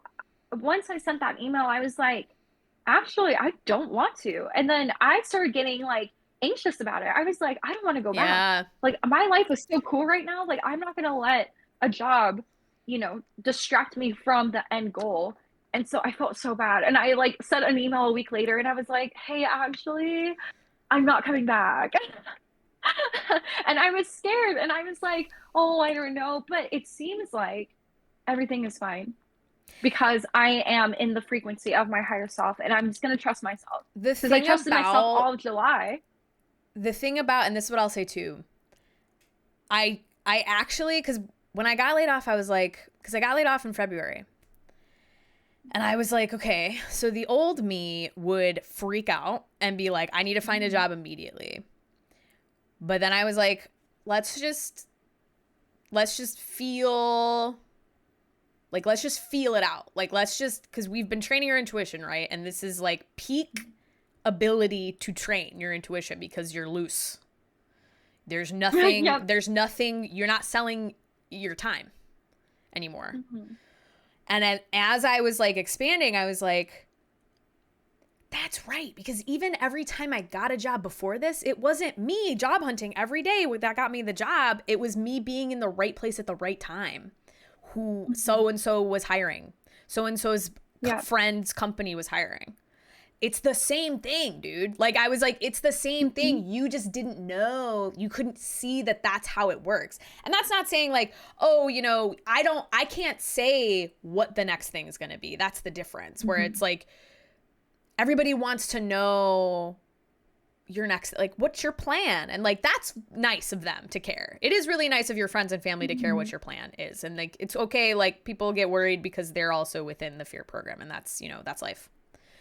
But the thing about it is like, if you're open and you can hear when that job, opportunity, path, whatever it is the next thing, when it comes up, you'll get it right away. There's no and I was like, oh, right, because that's how it always works. You just think because of this like overarching like societal programming, you just think it's because you apply to jobs every day. You applying to those jobs you don't fucking want isn't what gets you the job that you like. That's not what got you the job that you like. The thing that got you the job that you liked is the day that you spent chilling out and listening to yourself and like being calm, and then somebody said something and you were able to hear your own intuition be like, there's your job. That's your job. Cool. Go get it. And then you snap too.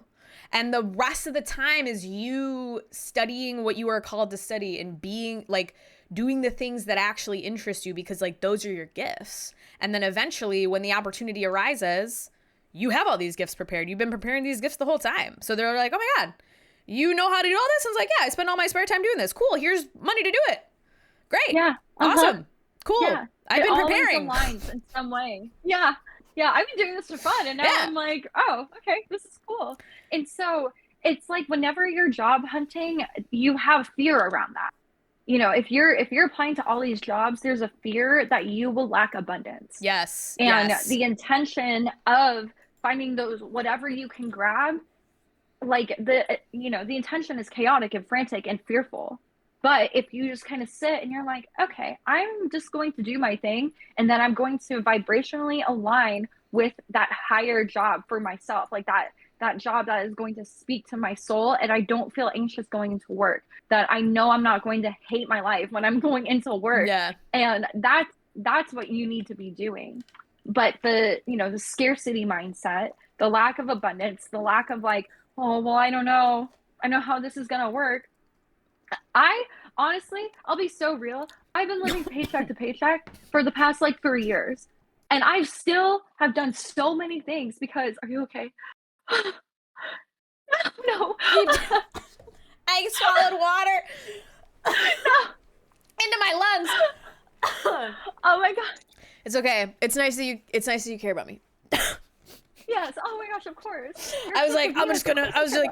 I was like, I'm gonna mute myself and cough. You keep talking. Ugh.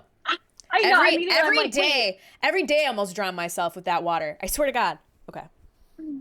I know. I always run into doors or trip over my own feet. I'm like, being a human is so funny. It's like I can't even do this right.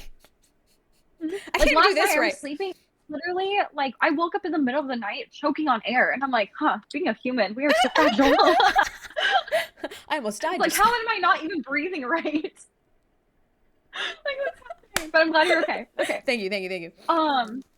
What was I even talking about? I always do that. I'm always like, I go Oh, on a same. tangent, and I'm like, oh. Oh, you said realistically you've been living paycheck to paycheck. Oh, yes. Okay. So, Oh yeah. but oh yeah. And, that's not like to say that I haven't had like good months and like bad months or whatever, but when I had all this abundance, I was like, what can I do with it that I really want to do? Like, I'm going to check off something off of my bucket list. And so using, funneling that income to do things that I really want to do has been so liberating, because I realized like, oh, I don't have to have all of this money to do what I want to do. And it's just like how you energetically align that money with something that you want. And then I find that like the things that are in alignment with me match that vibrational frequency of the amount of income that I have. So I used to be someone that thought like, that oh, is very true. And nobody, like, I haven't heard that said in that way, but I was like, that's true. That is true. Yeah. Yeah. And it's like for me too. Like, it's like, oh, really interesting that like the only thing, like, I'm listening to like what I need or what I want, and like I have it for that. Like, hey, you have it for that. You have it for that. Cool. You have it for that. In moment to moment. Exactly. And it's within your price range. And I'm really speaking to those that like, you're single and you don't have kids and you don't have like responsibility in that way. So like, if you do not have anything holding you back like that, then do as much as you can, because one day you're going to have a family, and one day you're going to have a partner and that you have to care for and worry about. And one day you're going to have a house that you have to like keep up with. But right now, if you have all of this freedom, there's nothing holding you back, then you can literally do whatever you want. And it doesn't matter what the amount of money that you have, it's what you can do with the money that you have. It's being present with the income that you have. And yes, in the past I've used my credit cards. Okay, like I'm not perfect, all right, like I like to credit cards, this is just a cheat code. It's just like whatever. I'm in America. They like it when we're in debt. They like it when we're in debt. And I'm like, fine, okay, then cool. I will rack it up. It's fine, cool. I'll live my best life. I love that for me. But now when I'm living paycheck to paycheck, I'm like, okay, what can I do with it? What is energetically in alignment with me that I can afford right now that's not going to, put myself behind? And so even coming out to California, I went to this like high vibe. It was like a party, but also had like very motivational speakers as well. And everything was pink. And I was like, I am living my best life right now. And the I ticket saw was your $50. post. That's not bad. So much fun. It was amazing. And like the ticket was $50. And I was like, I have 50 bucks. Yeah, Like, dude. I'm gonna do that. Yeah. And it was like, it made me realize, like, oh, I am in alignment with that thing because I was able to get to it easily. It Mm-hmm. wasn't so outside of myself where I had to suffer through in order to have this thing. And I used to live that life. I used to be that way where I was like, oh, well, I would go do this, but I don't know if I have the money for it. And I put myself in that scarcity mindset. Yeah. And I have been doing this like abundance challenge with another like tarot esoteric like astrologer guy, and he's so brilliant. And this whole abundance challenge that I've been doing with him, it was like, okay, where can you like align yourself with that frequency of abundance? And it's really, going back to the universal truth of like, if you are the embodiment of love, then the universe is going to meet you there. Yeah. And so everything, as I'm doing this challenge, it's like everything that I've been wanting, or that all these opportunities, they're coming my way because I'm in that frequency of abundance that is in alignment with me. Yeah. And so money is just a frequency. Money is always like in circulation and all of that too. And what I feel like the fear around money is the programming that we all see on the news, that we see on TikTok, that we see around. And you know what? I'll skip it. I'm like, this doesn't vibrate with me. Even if Yeah. it's happening, maybe I'm delusional or whatever. It's fun being on this side of things, but you don't have to listen to it. You really don't. Like, if the American dollar is going to collapse, okay, cool. Well, what can I do with my money right now Yeah. that's super fun before it all goes to hell? You know what I mean? It's like, I'm not going to spend my time preparing for something that hasn't even happened yet. It's just talk. So before that happens, I'm going to have fun right now. Yeah, because I don't know if I'll ever get this time again. Each day also builds to all the days. So like, why would I live? I can't, like, not even like what, but like, I can't live in that future day. Even if I know, like, sure, things like, yeah, like, I'm not gonna pretend like, and I'm reading a lot of books about currency and economics, and I'm like, oh no, our economy is gonna collapse. Like, yeah, I'm on that tip too. However, I can't spend my day right now doomsday prepping for I don't know what's gonna happen. I could tell you maybe a couple of things that might happen, but that's not what being alive is for. I literally, it's like, wake up, do your day, do it, be here for it. So that, and then every day it turns out was preparing you for whatever day eventually, whatever that future day eventually comes. But if you're not here, you can't, you're going to get there and you're going to be like, oh no, because if you're not here, you end up somewhere where you're like, how did I get here? Yeah. Mm-hmm. Exactly. It's like you're taking your power back. Yeah. From fear. You're taking your power back from, what could happen. And I remember earlier this year when Pluto moved into Aquarius during Aries season, I was in fear mode. Like I was like, oh my gosh, like I don't know what's gonna happen. Like things feel scary. And it's only because Pluto moved into a different sign. So the world wasn't ending. It was just the world that we were living in was ending. Yes. The Capricorn Pluto. Well, Capricorn, Pluto's in Capricorn right now, but it's retrograde. So it's going to make this transition back into Aquarius a lot easier. But whenever that was happening, I was like, I'm going to live off grid. And I am going to, do all these every things 3 months, I'm like, I can't wait to live in a tree. Like and I'm like, oh wait, stop, chill out. Like it's like, but I'm like, I'm going to swap. Okay. I swear to God, I'm gonna go tomorrow. Like, yeah. And then The Last of Us, the show was coming out, and I only watched one episode, and I was like, oh my God, this is putting me into that fear frequency. I was like bracing. I tell people I don't play apocalypse games on my stream. Like I'm like, we're not doing that, everybody. No. Like we're not doing that shit because I'm not doing an apocalypse. You guys can do whatever you want to do, not me. I'm not doing that shit. Yeah, there's better happy and healthy over here. I know, and I remember just like talking to my friends about it. I'm like, what is going on? Blah blah blah, and they're like, you're the astrologer. I'm like, I know, but I'm scared right now. Like I really am. Fear programming. Yeah. They're like, well, you're the one who knows what's going on. I'm like, I know, but I feel everything. And so I myself was tapping into that collective fear of, oh my God, the world's ending, everything is shifting. I don't know what to do. And so I was like, you know what? I'm tired of feeling this way. I'm gonna drive to Sedona. And I sat on rocks for like 2 hours. Amazing. I was meditating and I was like, why am I feeling this fear right now?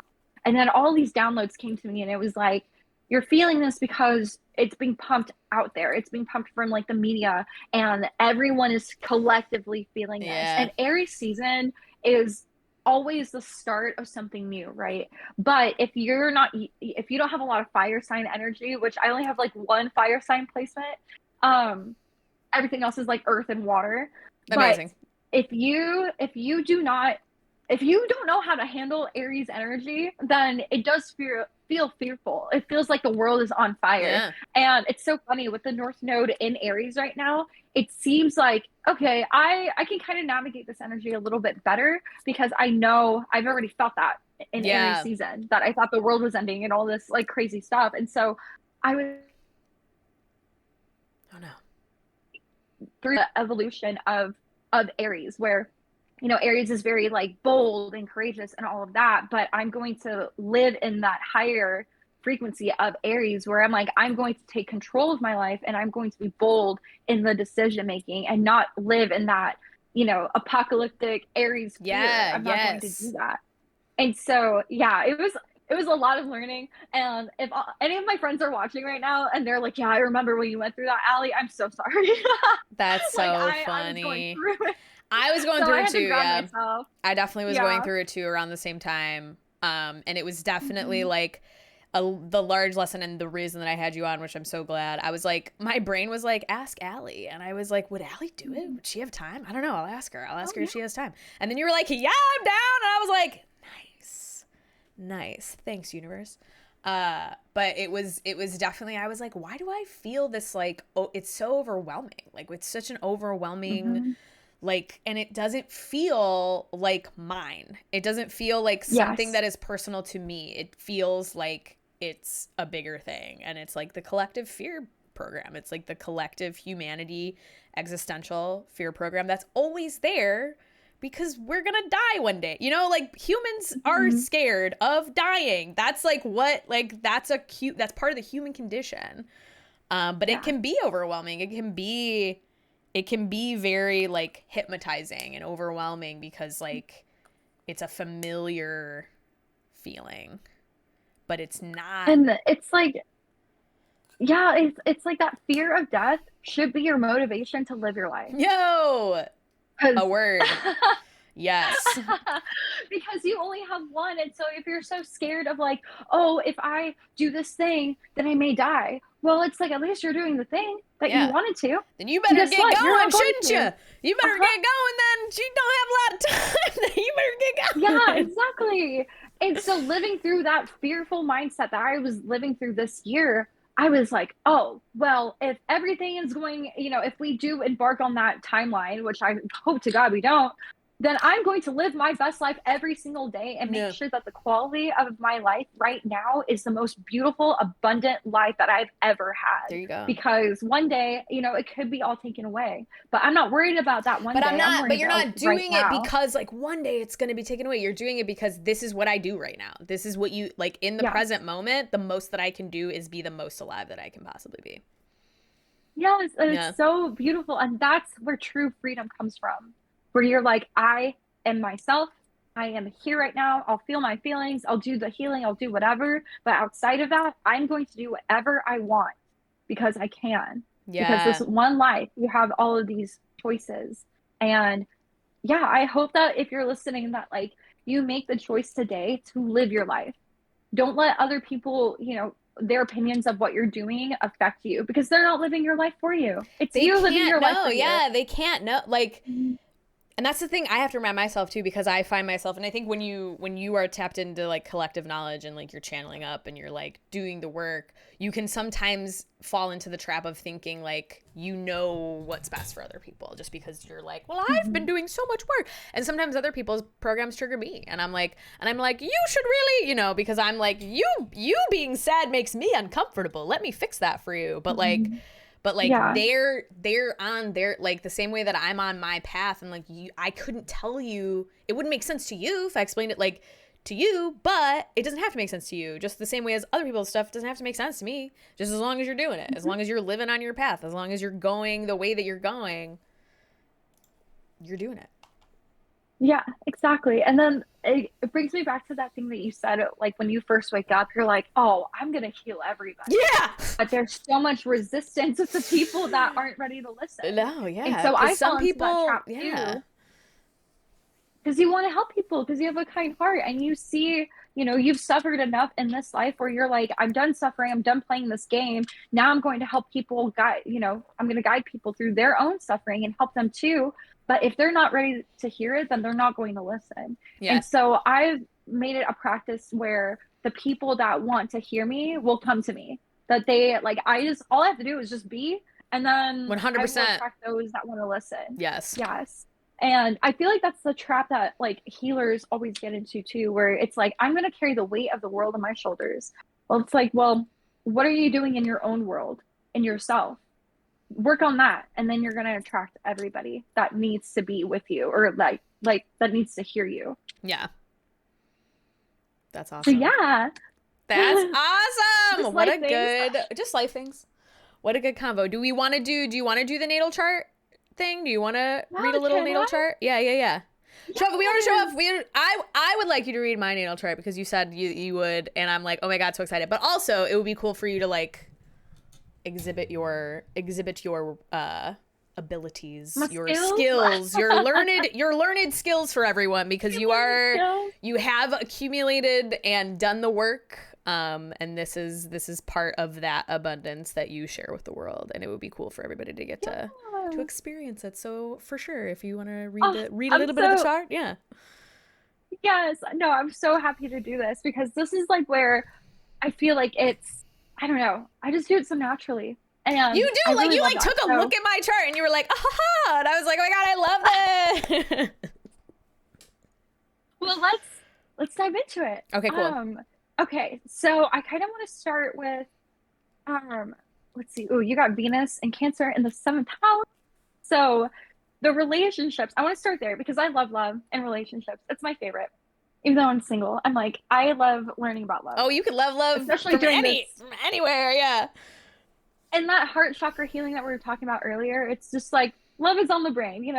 So I want to talk about your Venus placement now, or well, before I get into that, your big three, you've got a Capricorn rising, a Leo sun, and a Sagittarius moon.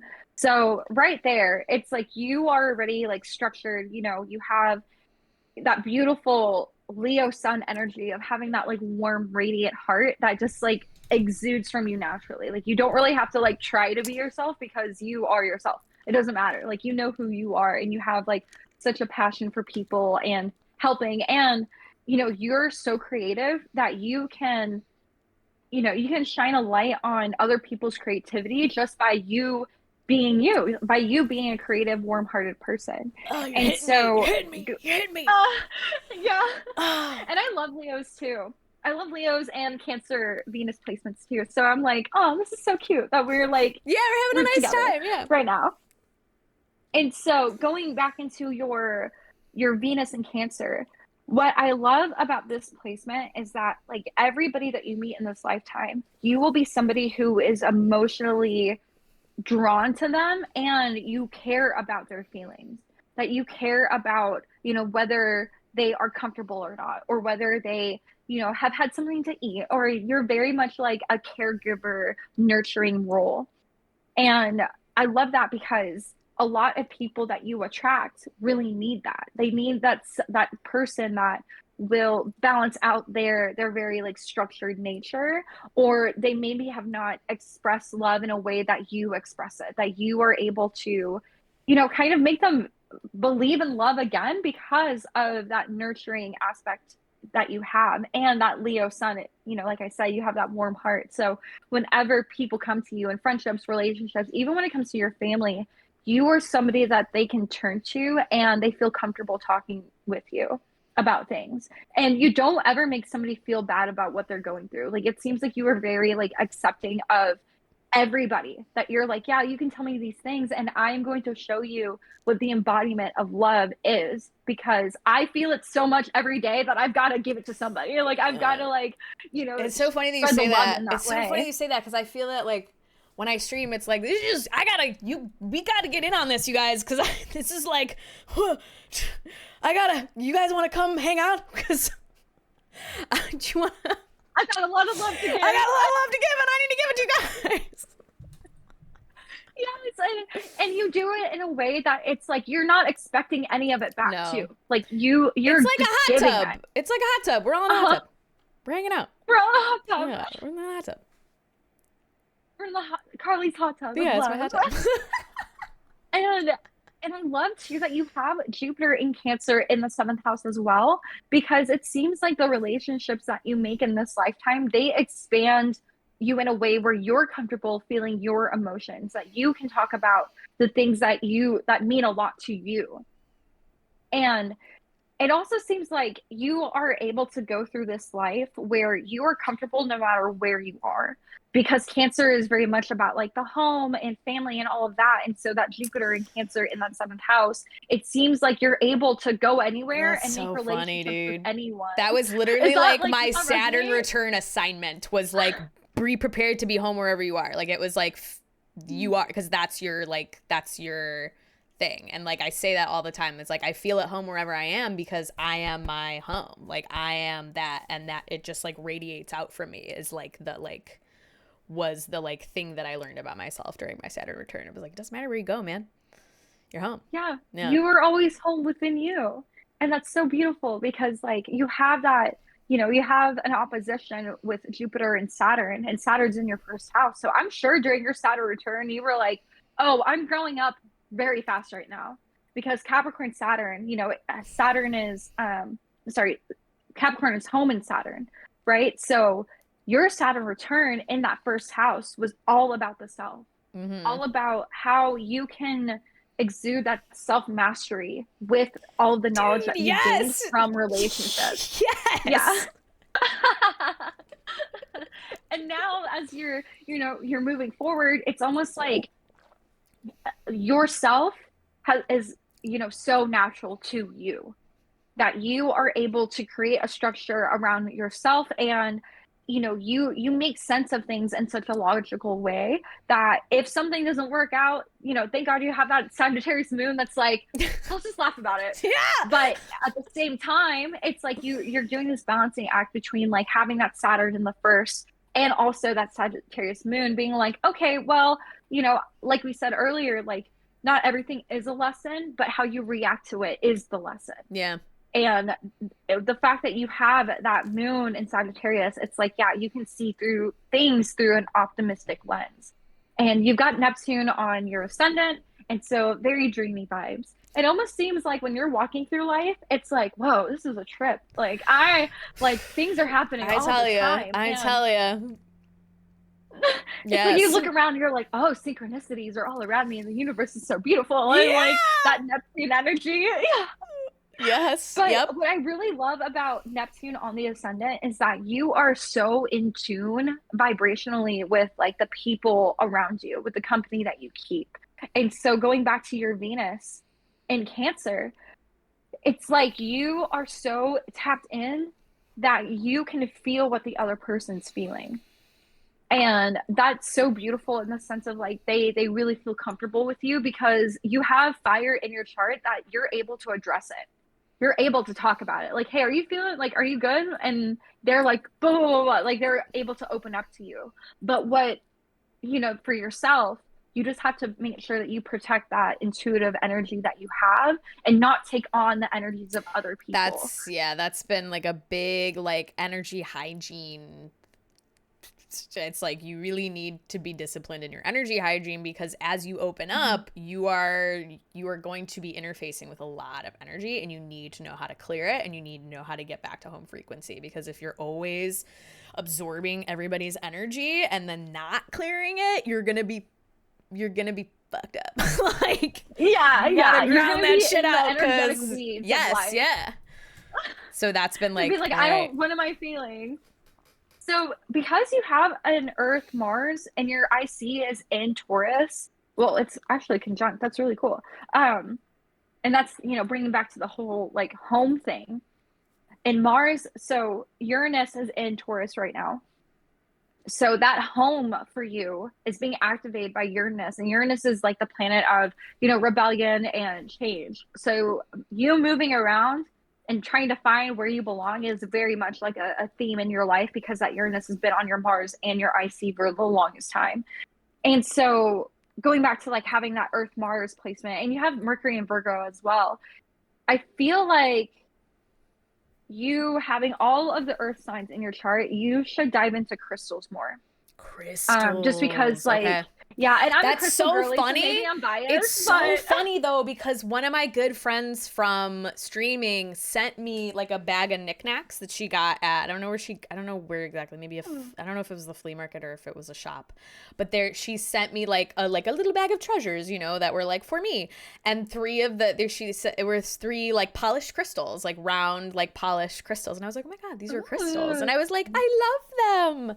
But I have also, yeah, I have a metaphysical school that I attend sometimes, and a lot of the big theme is like crystalline grids and like crystal families, and like learning which ones you need for which reasons. And I was like, oh, crystals, rocks. I kind of like yeah, that. I rocks. love rocks. Like I collect rocks. I was cleaning my room for my birthday. I had a big birthday stream and I cleaned my room, and I was just finding like rocks in my room, and I was like, wow, I'm really just keeping rocks just around Mhm. Yep. Yep. because they're good And so rocks. So you I already mean, have that. They're good rocks. Yes.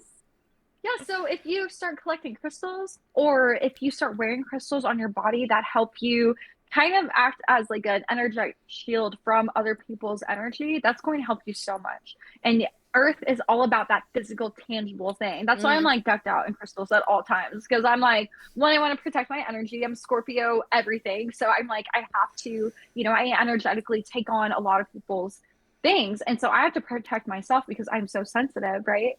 And so with crystals, I'm like, well, if I know that I have this physical thing on me, then I know that I'm protected. And so that could help you, just because you have a ton of earth in your chart. that rocks. And also Pisces Saturn in the first house. I understand that Saturn first house energy. I really do, really. I know that like once you start opening up your mind to like who you are, then there's no going back. No. There's only forward, Yep. only forward. And that Saturn return was all about that for you. And so let's see. So I want to move on to your moon sign in Sagittarius. And it has a square aspect to your Virgo Mercury in the eighth house. So you've got like the 11th house. It's almost in the 12th, but it's more 11th house moon. And that being said, you are somebody that feels good when you are following your dreams and your goals and creating a community. And the 11th house is ruled by Aquarius, and Aquarius rules over the internet. So you having a Twitch, you having a community Dude. online aligns with your emotional self. Like what you're doing is like, yes, definitely, especially with that square That to rocks. your Mercury and Virgo, like the fact that you do more of like these esoteric shows and metaphysical shows and all of that really aligns with the theme of the Sagittarius higher knowledge. But then how are you going to take all this higher knowledge and make it practical? And so with that Virgo Mercury, you're like, I'm going to help people with my voice in the things that I've learned in my lifetime. And in my community, I'm going to help them, navigate their own themes. And so that's the beautiful energy of having, Sagittarius and Virgo placements. It's like, yes, I can, talk to my higher self all day long, whatever, but how can I bring How am I bringing it these down? themes, how you're Yeah. bringing it down, and your life experiences too? You're able to help people with your own experience in this lifetime. And then let's see, your midheaven is in Scorpio. You also have Pluto in Scorpio. So in this life, your outward persona is somebody who is transforming. And also you really get deep with people's psyches. Like when they first meet you, it's almost like you know how to speak to their soul, because Scorpio is all about the depth of Yeah. the human heart and the human soul. And in your 10th house, you're supposed to change like career paths in this lifetime as well. You're supposed to change like, how the world sees you, and they see you from a transformative lens where you could be this, you could be doing one thing, and then the next time somebody sees you online, you're like, actually, so I completely transformed and this is what I'm doing now. And so that being This said, is the story that of is my such a life. powerful This placement. is the story of my life. Everyone's like, I see you're doing a whole different thing now. And I'm like, yeah, I've been doing a different thing. Uh-huh. And that's all, that's that Scorpio midheaven. But in order for you to transform, you have to be okay with letting go. And that with your Mars and Taurus, you really want that stability, especially in that fourth house energy.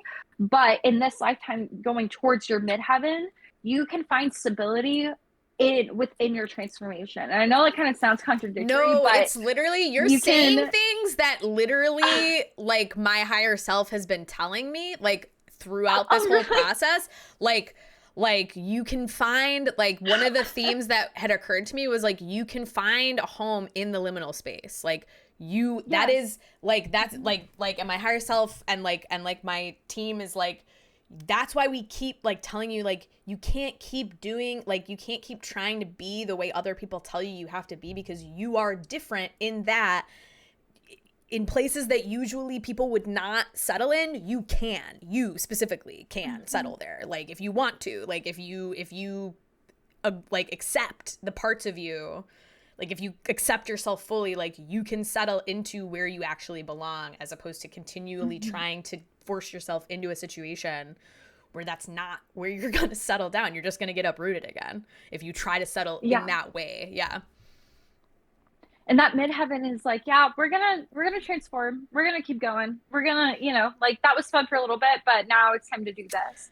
And so it is finding that stability through every single transformative moment. And like you said earlier about, like, finding home within yourself, that's all these themes are all about, is finding that home within yourself. And so that square that you have from your sun in Leo to that Taurus Mars, it's giving very much like treat yourself, but treat yourself in a practical way, because that Virgo is like, don't go overboard, but also you deserve We're not getting crazy, but have a nice time. Yeah, exactly. And so, what I really find interesting too is that you have, that you have a little bit of that Leo energy in your seventh house. And so, in this lifetime, like, finding relationships that also make you comfortable with being who you are and shining your brightest is so important. Because I'm sure that in this life that you have given yourself away to so many other people that it almost, like, dimmed your inner light. And so now it's like the focus, you're like, oh, it hurts, but yeah.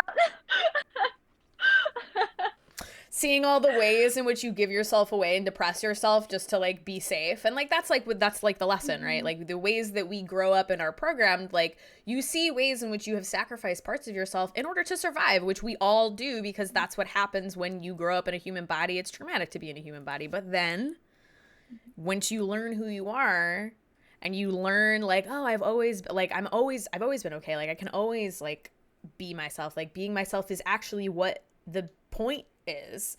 Then all of a sudden it's like, whoa, like, and like, whoa, but, like, reckoning with, like, and forgiving yourself for the ways that you gave yourself away, because, like, but it's, like, it's not as serious as all that. Like, yeah, you gave yourself away, but, like, that was a lesson, and you can continue onward. But yes, yeah. Being like, oh. Yeah, and then my heartstrings. Yeah. Oh, that hurted. And see, it's like you have found yourself in such a way that you will not allow other people to dim your light. Like, as soon as you feel like they're doing that to you, you're like, no, I've gone through my Saturn return. I can love you from distance, but the fact that you are draining the solar power energy that I have as a Leo from me, no, it's an immediate no. And so that's hilarious, because that's so true. I'm like, I'm already gone. I don't know who you're talking to.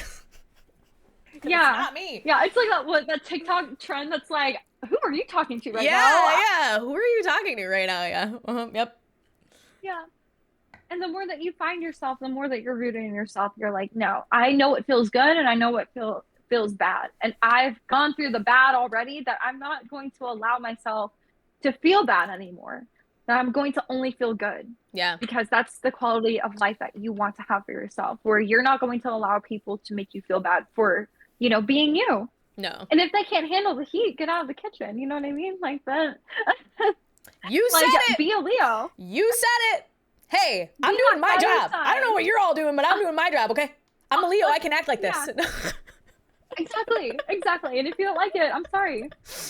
Keep going. There's a door. Because I'm going to attract the people that resonate with me, that love me for who I am no matter Yes. what. Mm-hmm. And so that's been a big, big thing for you. And the fact that you know this, you know, like that proves to me and everyone watching how much inner work you've done for yourself. And so, and I just want you to be so proud of yourself for doing that. Because you can sit in victim mentality and you can sit in that lower vibrational frequency, but when you decided to take your power back and take your life back for you, that is the hardest step. That's the hardest step. And It I truly hope that is. you're so proud of yourself for doing that. Because it's I like, am. it's not You're easy. right. It's not easy. It's not easy. It's not easy. You know, the easy way out is that victim mentality. It's sitting in that vibration, that lower vibrational frequency. Or it's like, oh, I'm never going to experience love that I want. Or Yeah. like, I'm never going to do this thing that I want. I'm never going to accomplish my goals because I'd rather just do this day to day. But once you start Deciding, doing the yeah, inner work, deciding it's before like you you even break try, free. deciding before you even start that you're not going to do it. Like, and I did that for a long, long, long, long, long, long, long time. Like, I just Mm-hmm. now was like, you know what? I'm just going to do it as opposed to not do it. And that it's Yeah. literally just that. Like, it's not even like, I think I thought, and I think sometimes you think like one day it'll all make sense mathematically or something. Like, you think one day it'll make sense, and it's like, or you'll just do it, or you'll just decide to do it, Mm-hmm. and not in a way that's Yeah. like attached to anything, or like, you know, I have to do that. Like, it's literally just like, no, I'm just deciding. I just decided. I'm just deciding. But as you Yeah. push that way, it's kind of like, it's like you're opening up like the dam that you have like put there, and then it just flows, and then you don't have to push through. It's just that one, maybe a couple first pushes through the dam where you're like, I'm deciding now. But then after that, it's like, whoosh, cool, you decided. I'm glad you decided, because now we can decide forever. That rocks. Yeah. It's like you're breaking down that wall and it feels tough at first and you're like, oh, I don't know if I'm going to keep going, but the more you keep going, the more that you open up and everything starts to flow It's the to meme you. with the guys who are digging underground, and the guy's almost to the diamonds, but he turns Uh-huh. around, and then the other guy's like, I'm going. But it's like, don't. You just go push. Keep digging. Like, you got Yeah, this. keep going. The diamonds, Keep and then going. once it's open, it's open. You're not going to push forever. It's not going to be a force of will forever. And it's not even really a force of will to begin with. It's just the little decision. It's just the little bit. Yep. And so if you keep going, and you've done that inner work where you're like, I'm going to keep pushing and keep pushing and keep pushing. And look where you are now. And if you could talk to your past self, and I feel it like in this life, your higher self is always speaking to you. But she never when shuts you're up. in a, no, she's like, hey, She's like, are I'm we right still- here. Are we still pushing it? Yes. Yeah, like I thought this was the goal. Morning, But bitch. it What are we doing almost today? seems yeah, like are we working in our dreams or are we Yeah, what are we wallowing doing? in pity? Come on, Mhm. like what are we doing?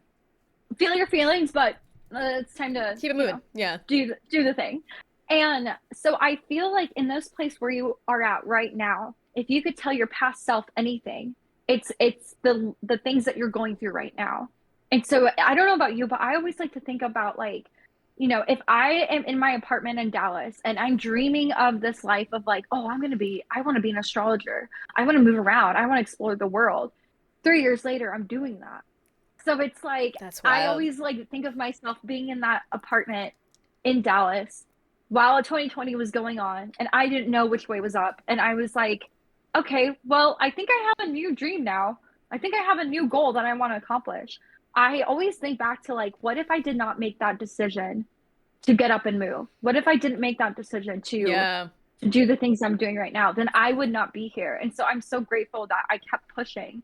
And you going through the things that you've gone through in this life as well, you kept pushing, you kept going and going and going. And even if the days are hard and you're like, I don't know if this is worth it, you still decided to make it worth it. Yeah. You still decided, like, yes, like I am still going to live this life because I see it for myself, and my higher self tells me that yes, I can accomplish that thing. And so I feel like when you're starting a new path, you always look at other people. You always look at what the people that are doing what you want to do are doing. I'm like, wait, does that make sense? I do, yeah. And that comparison, the only thing, like the fact that you see yourself, like you see that person as somebody that you could be one day, tells your higher self is telling you that that thing can be accomplished. Dude, but the only thing that's stopping you from being like that person that you want to be like is fear. Thinking about this literally yesterday, I was in the car being like, dude, the reason you like those people is because they're your peers. They're not, you don't have to be like no, they're your peers. That's why you like them so much. Like, it was like my higher self being like, they're your peers. That's why you identify with them so heavily. That's why you follow them. That's why you like them so much. They're your peers, dude. Like, be you see yourself in them. Yeah, exactly. And so the fact and you keep pushing because you know that what they're doing you can also do. And I also heard this a couple months ago where somebody that has less than what you have right now is doing more than you, and that hit me. Bro, like a ton of bricks. Hit me like a truck last month. I was like, I better get to work. Like, I was literally like, I better stop fucking around. And not in like a shame-based way, but in a way where it's like, you are so fortunate. You're literally the most fortunate person in the world to you right now. Like, you might as well be the richest, most luckiest person in the world to you right now. Like, get to stepping. Do your thing. Chop. If you have the tools, then you've got to use it. You've got to use it because somebody who didn't have what you have right now made it. And so keep pushing and keep following your dreams and don't give up on yourself. And the only difference is that they decided. Like, they were just like, I'm going to do it. That's the only difference. And I guess, there's many differences, but like that, like, logistically speaking, someone decided, and that's it. Someone decided. There we go. Exactly. And that's the whole, like, going back to like the Saturn and Pisces energy of following your dreams, and then the North Node and Aries pushing the collective to do what they want and not really caring about like how it's going to affect other people, just because the South Node is in Libra. So while the South Node in Libra is helping all of us heal our hearts, the North Node in Aries is like, no, so now we're going to push forward because we're not going to let relationships stop us from what we want to do with ourselves, what we want to do with our lives. And what we feel is right in a way that's like true for us and true for our souls, and not because of a collective dream or hallucination, not because of an old story that you're telling yourself, but because it's like, I'm moving towards a purpose and we all have our purposes. I have to do my job because if I don't do, like, I have to do my job because I'm the only one who can do my job. So I have to go do it. And like, everybody else has to go do theirs. Like, take your eye, like, I'm not looking at you. Like, I have to go, like, do my thing. Because if I do my thing, then maybe you'll see me and do your thing. Or maybe I'm still going to somebody else doing their thing. I'm like, I should do my thing. And then we're all doing our job. And we don't have to worry. Because there's this, like, mentality of, like, oh, that person's not doing it, like, right. And it's like, stop. You just do your job. Like, stop doing. Focus on you. Focus on you. Be in like your selfish arrow right now. Be in that. Because the North Node is pushing you to do that anyway. And so Saturn is in your second house right now. That natal, or that transiting Saturn's in your second house. So you're really aligning your values with your dreams and goals. And so with Aries, that North Node Aries in your third, it kind of goes into your fourth house a little bit, but mostly your third house. Right now, you are focusing on how to align your values with your voice. How are you able to bring what you believe in, that Sagittarius moon, how you're going to bring that into the physical plane with that, Virgo Mercury, and helping people and healing people through your beliefs and what you've gone through in this lifetime and your experiences. And so, you just got to focus on that right now during these transits. That's the goal. That is what it is. That's the assignment. That's what I've been doing. That's the assignment. Yeah. Keep doing it. Keep following your dreams. And everybody listening, like, I hope you follow your dreams too, because that's all, that you should be doing. You You dreamt them should for be a doing reason. that. You're dreaming them for a reason. That's what I am like. Mhm. It's always like if we dream it. And I know there's like our personal dreams and there's like the dream of the collective. And like that's why, and we talked about a little bit about the apocalypse stuff where it's like, Yeah. everybody's got stuff they want you to believe. Like everybody, Hmm. like there are people who have stuff they want you to believe, but ultimately it's up to you about what you're gonna dream, what you're gonna spend your time dreaming. And like for Yeah. me, a long time ago, it was like I know that we can do whatever we're doing better. Like I just know. Yeah. And I don't Mhm. need, and like I think that was the big thing where it's like I always felt like I needed to justify my vision of that to other people. I needed to have all of the research. I needed to have all of the backing. Like I needed to have, like I was going to fight somebody every day that I was going to talk about like my dream for the collective, which is like just a better, like, which is just a more ascended, peaceful version of what we already have that we can't, it's already here, but we can't see it. Like we just have to like change perspective in order to see it. But Mhm. like the thing that's been happening right now too is like, I think the big reckoning too for the collective is like, we're like a bridge into a new place, and not like we're not really gonna physically be there to see the result of the dream, but that's not what a dream is for. A dream isn't just Right. for you to experience that dream. A dream is so that we can all experience that dream and the people in the future can experience that dream, but it can't happen if we don't dream it. Like, and I think that's been the struggle Exactly. for us because we're like millennials are like the generation that didn't get to grow up, and now we have to grow up holding this dream that we might not see. Like a lot of us might not see it. And like really 3D in the real world, like the like real dream, like because the one that I have would take years and years. I'll probably be dead by the time it's fully realized. But if I can hold it and anchor it here, it will happen. Mhm. So it's like Yeah. like turning your attention away from that that despair, and that like, because like despair is easy. Despair is everywhere. Free buffet of despair. Mhm. But like the real shit that's like really here is like really cool, and we like have an opportunity to make the coolest future that we can imagine with what's already here. But it's like every Mhm. day choosing, all right, dreaming it. Okay, I'm gonna dream it, and then like spreading that out and letting other people dream that. But it'll happen. It'll happen if we dream it. We may not see it, but it'll happen if we dream Yeah. it. And then, like, you following your dreams inspires others to do theirs, to follow theirs. Because a dream, if you're daydreaming, what you're really doing is manifesting. Yeah, well, You're if talking you to your can see higher it, it's self and real. you're starting to manifest. Yeah. Yeah. Yeah. And so that's the other thing too. It's like if you daydream so much and you're like, oh, I want to do this one day. Well, what's the but? What is stopping you?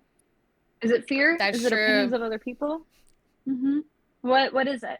If you can pinpoint that, that's a good shadow work prompt. Okay, what is stopping you from following your dreams?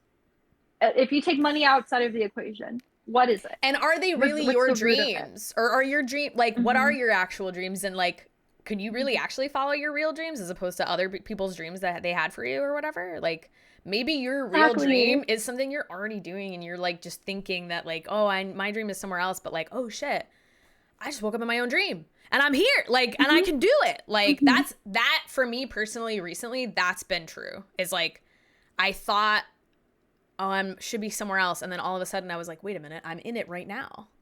I'm doing it Yeah. right now. And it was like, okay, well, get to work. Like, go on. Get some work. Yeah. Go on. Do it. Do it. You're free. Come on.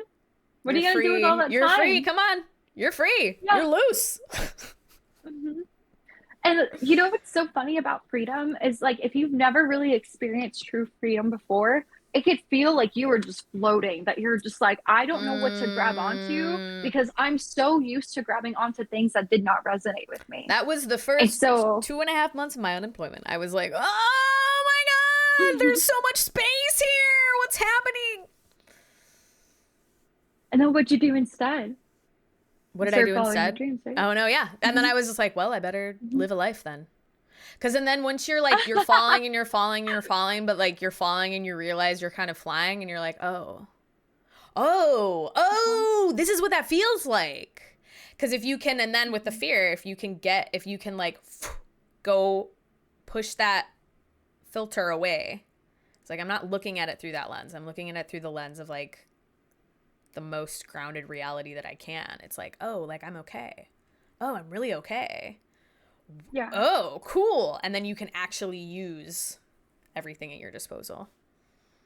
And it's freedom. See, and that is like that perspective shift of falling and flying. It's like you decided. You were like, even though I'm falling to the abyss of freedom, I'm actually flying. Nah. Is what I'm doing. Yes. Because aren't they a little And bit so both for a while? Aren't they kind of both for a little bit? Yeah, they are. Yeah, they're a little both for a little bit. You Yeah. ever watched a baby bird try to fly? Oh my gosh. They're just like they're like, oh, going down, but then their instincts kick in. They're like, oh, I'm gonna spread my wings and go. And so that's exactly what we do when we experience freedom for the first time. And let me tell you, being free is so amazing. And I don't ever want to feel not being free. No. Like, I don't ever want to feel that. Same page. I'm on the same page with you. And even like when I like have a family one day and like I get married and all of those things, like I want my family to be a family that's like, yeah, we're gonna all experience life together. And so we can all be free together. Like, I don't want that, like, you know, I talk about freedom a lot and I don't have, you know, kids or husband or anything like that right now, but one day I will, because that's in my vibration and I want that. And I'm delulu about it. But those things I don't feel like those are going to be constrictive of my life, because they're going to match the frequency that I am putting out. And if it's freedom, then we're all going to be doing this together. Yeah. And even as my kids like grow, I want them to know that they have complete control over their emotions, but not control over what's happening outside of them. And so they'll grow up in a very crystal, incense-filled house for sure. And we're gonna meditate and do EFT tapping, and we're gonna, you know, work on chakras and all of that too. So yeah, I really feel that like if you are listening and you have a family right now and you're like, well, I don't know how to experience freedom when I have all these responsibilities. Well, how can you flip the script? How can you make these responsibilities, you know, happen in a way where you're able to still experience freedom with that? Yes. That you don't have to be constricted in a way just because you have kids or a partner or anything like that. Yeah. The perspective within you. What happened? Oh, my AirPods are going. Oh, okay. Right? Well, that's just like, time. No, what is that? We did it. We did. We went longer, but that was on purpose. So I'm so glad that I'm so glad 2 hours and 22 minutes. Amazing. That's amazing. I know. This was so much fun. Thank you so much for doing this. I'm so glad that you had time to do it. Cause that's the one thing sometimes I'll ask people to do a thing and then I'm like, I know it's 2 days from now, but are you free? And if they are, that's how we know. Thank you so much for sharing. I was like, yes. I'm being on this show. You're great. I had such a fun time talking to you. Here on the Trident Network, a 3-pronged digital entertainment network. We do YouTube shows, we do live shows, we do podcasts. You can find this one on our YouTube. That goes up next. I think it goes up sometime during next week. If you want to watch the playback or if you missed any of it. All the other Spark shows are on that YouTube. And we have a bunch of podcasts and live shows too here on Twitch for Trident Network. I'm C2. I'm a streamer here on Twitch. I also have my own channel if you want to follow me there. And then Allie, if you have anything coming up or if you want to plug, I put a bunch of your links, but if you have anything that's coming up or if you want to invite anybody for places to find you. Yeah, so all of my handles on TikTok and Instagram and YouTube are all under Allie C Astrology. So it's pretty simple. It rhymes, so it's easy to remember. ALLIC Astrology. ASTRO ALLIE LOG. Yeah. Did I say not even the right letters? Cool. Awesome. Yeah. ALLIE. ALLIEC Astrology. Oh, and it all like rhymes and is nice. Cool. Well, thank you so much for joining. I had so much fun. I hope everybody enjoyed themselves. And I will see you again next month. We do the show every month. Wait, let me see which day. Just so I can put a date out there. Next one would be on the 17th of September. So that's the next Spark show. So I'll catch you guys at the next one. Goodbye, everyone. Love you. Bye. Here we go. Reap.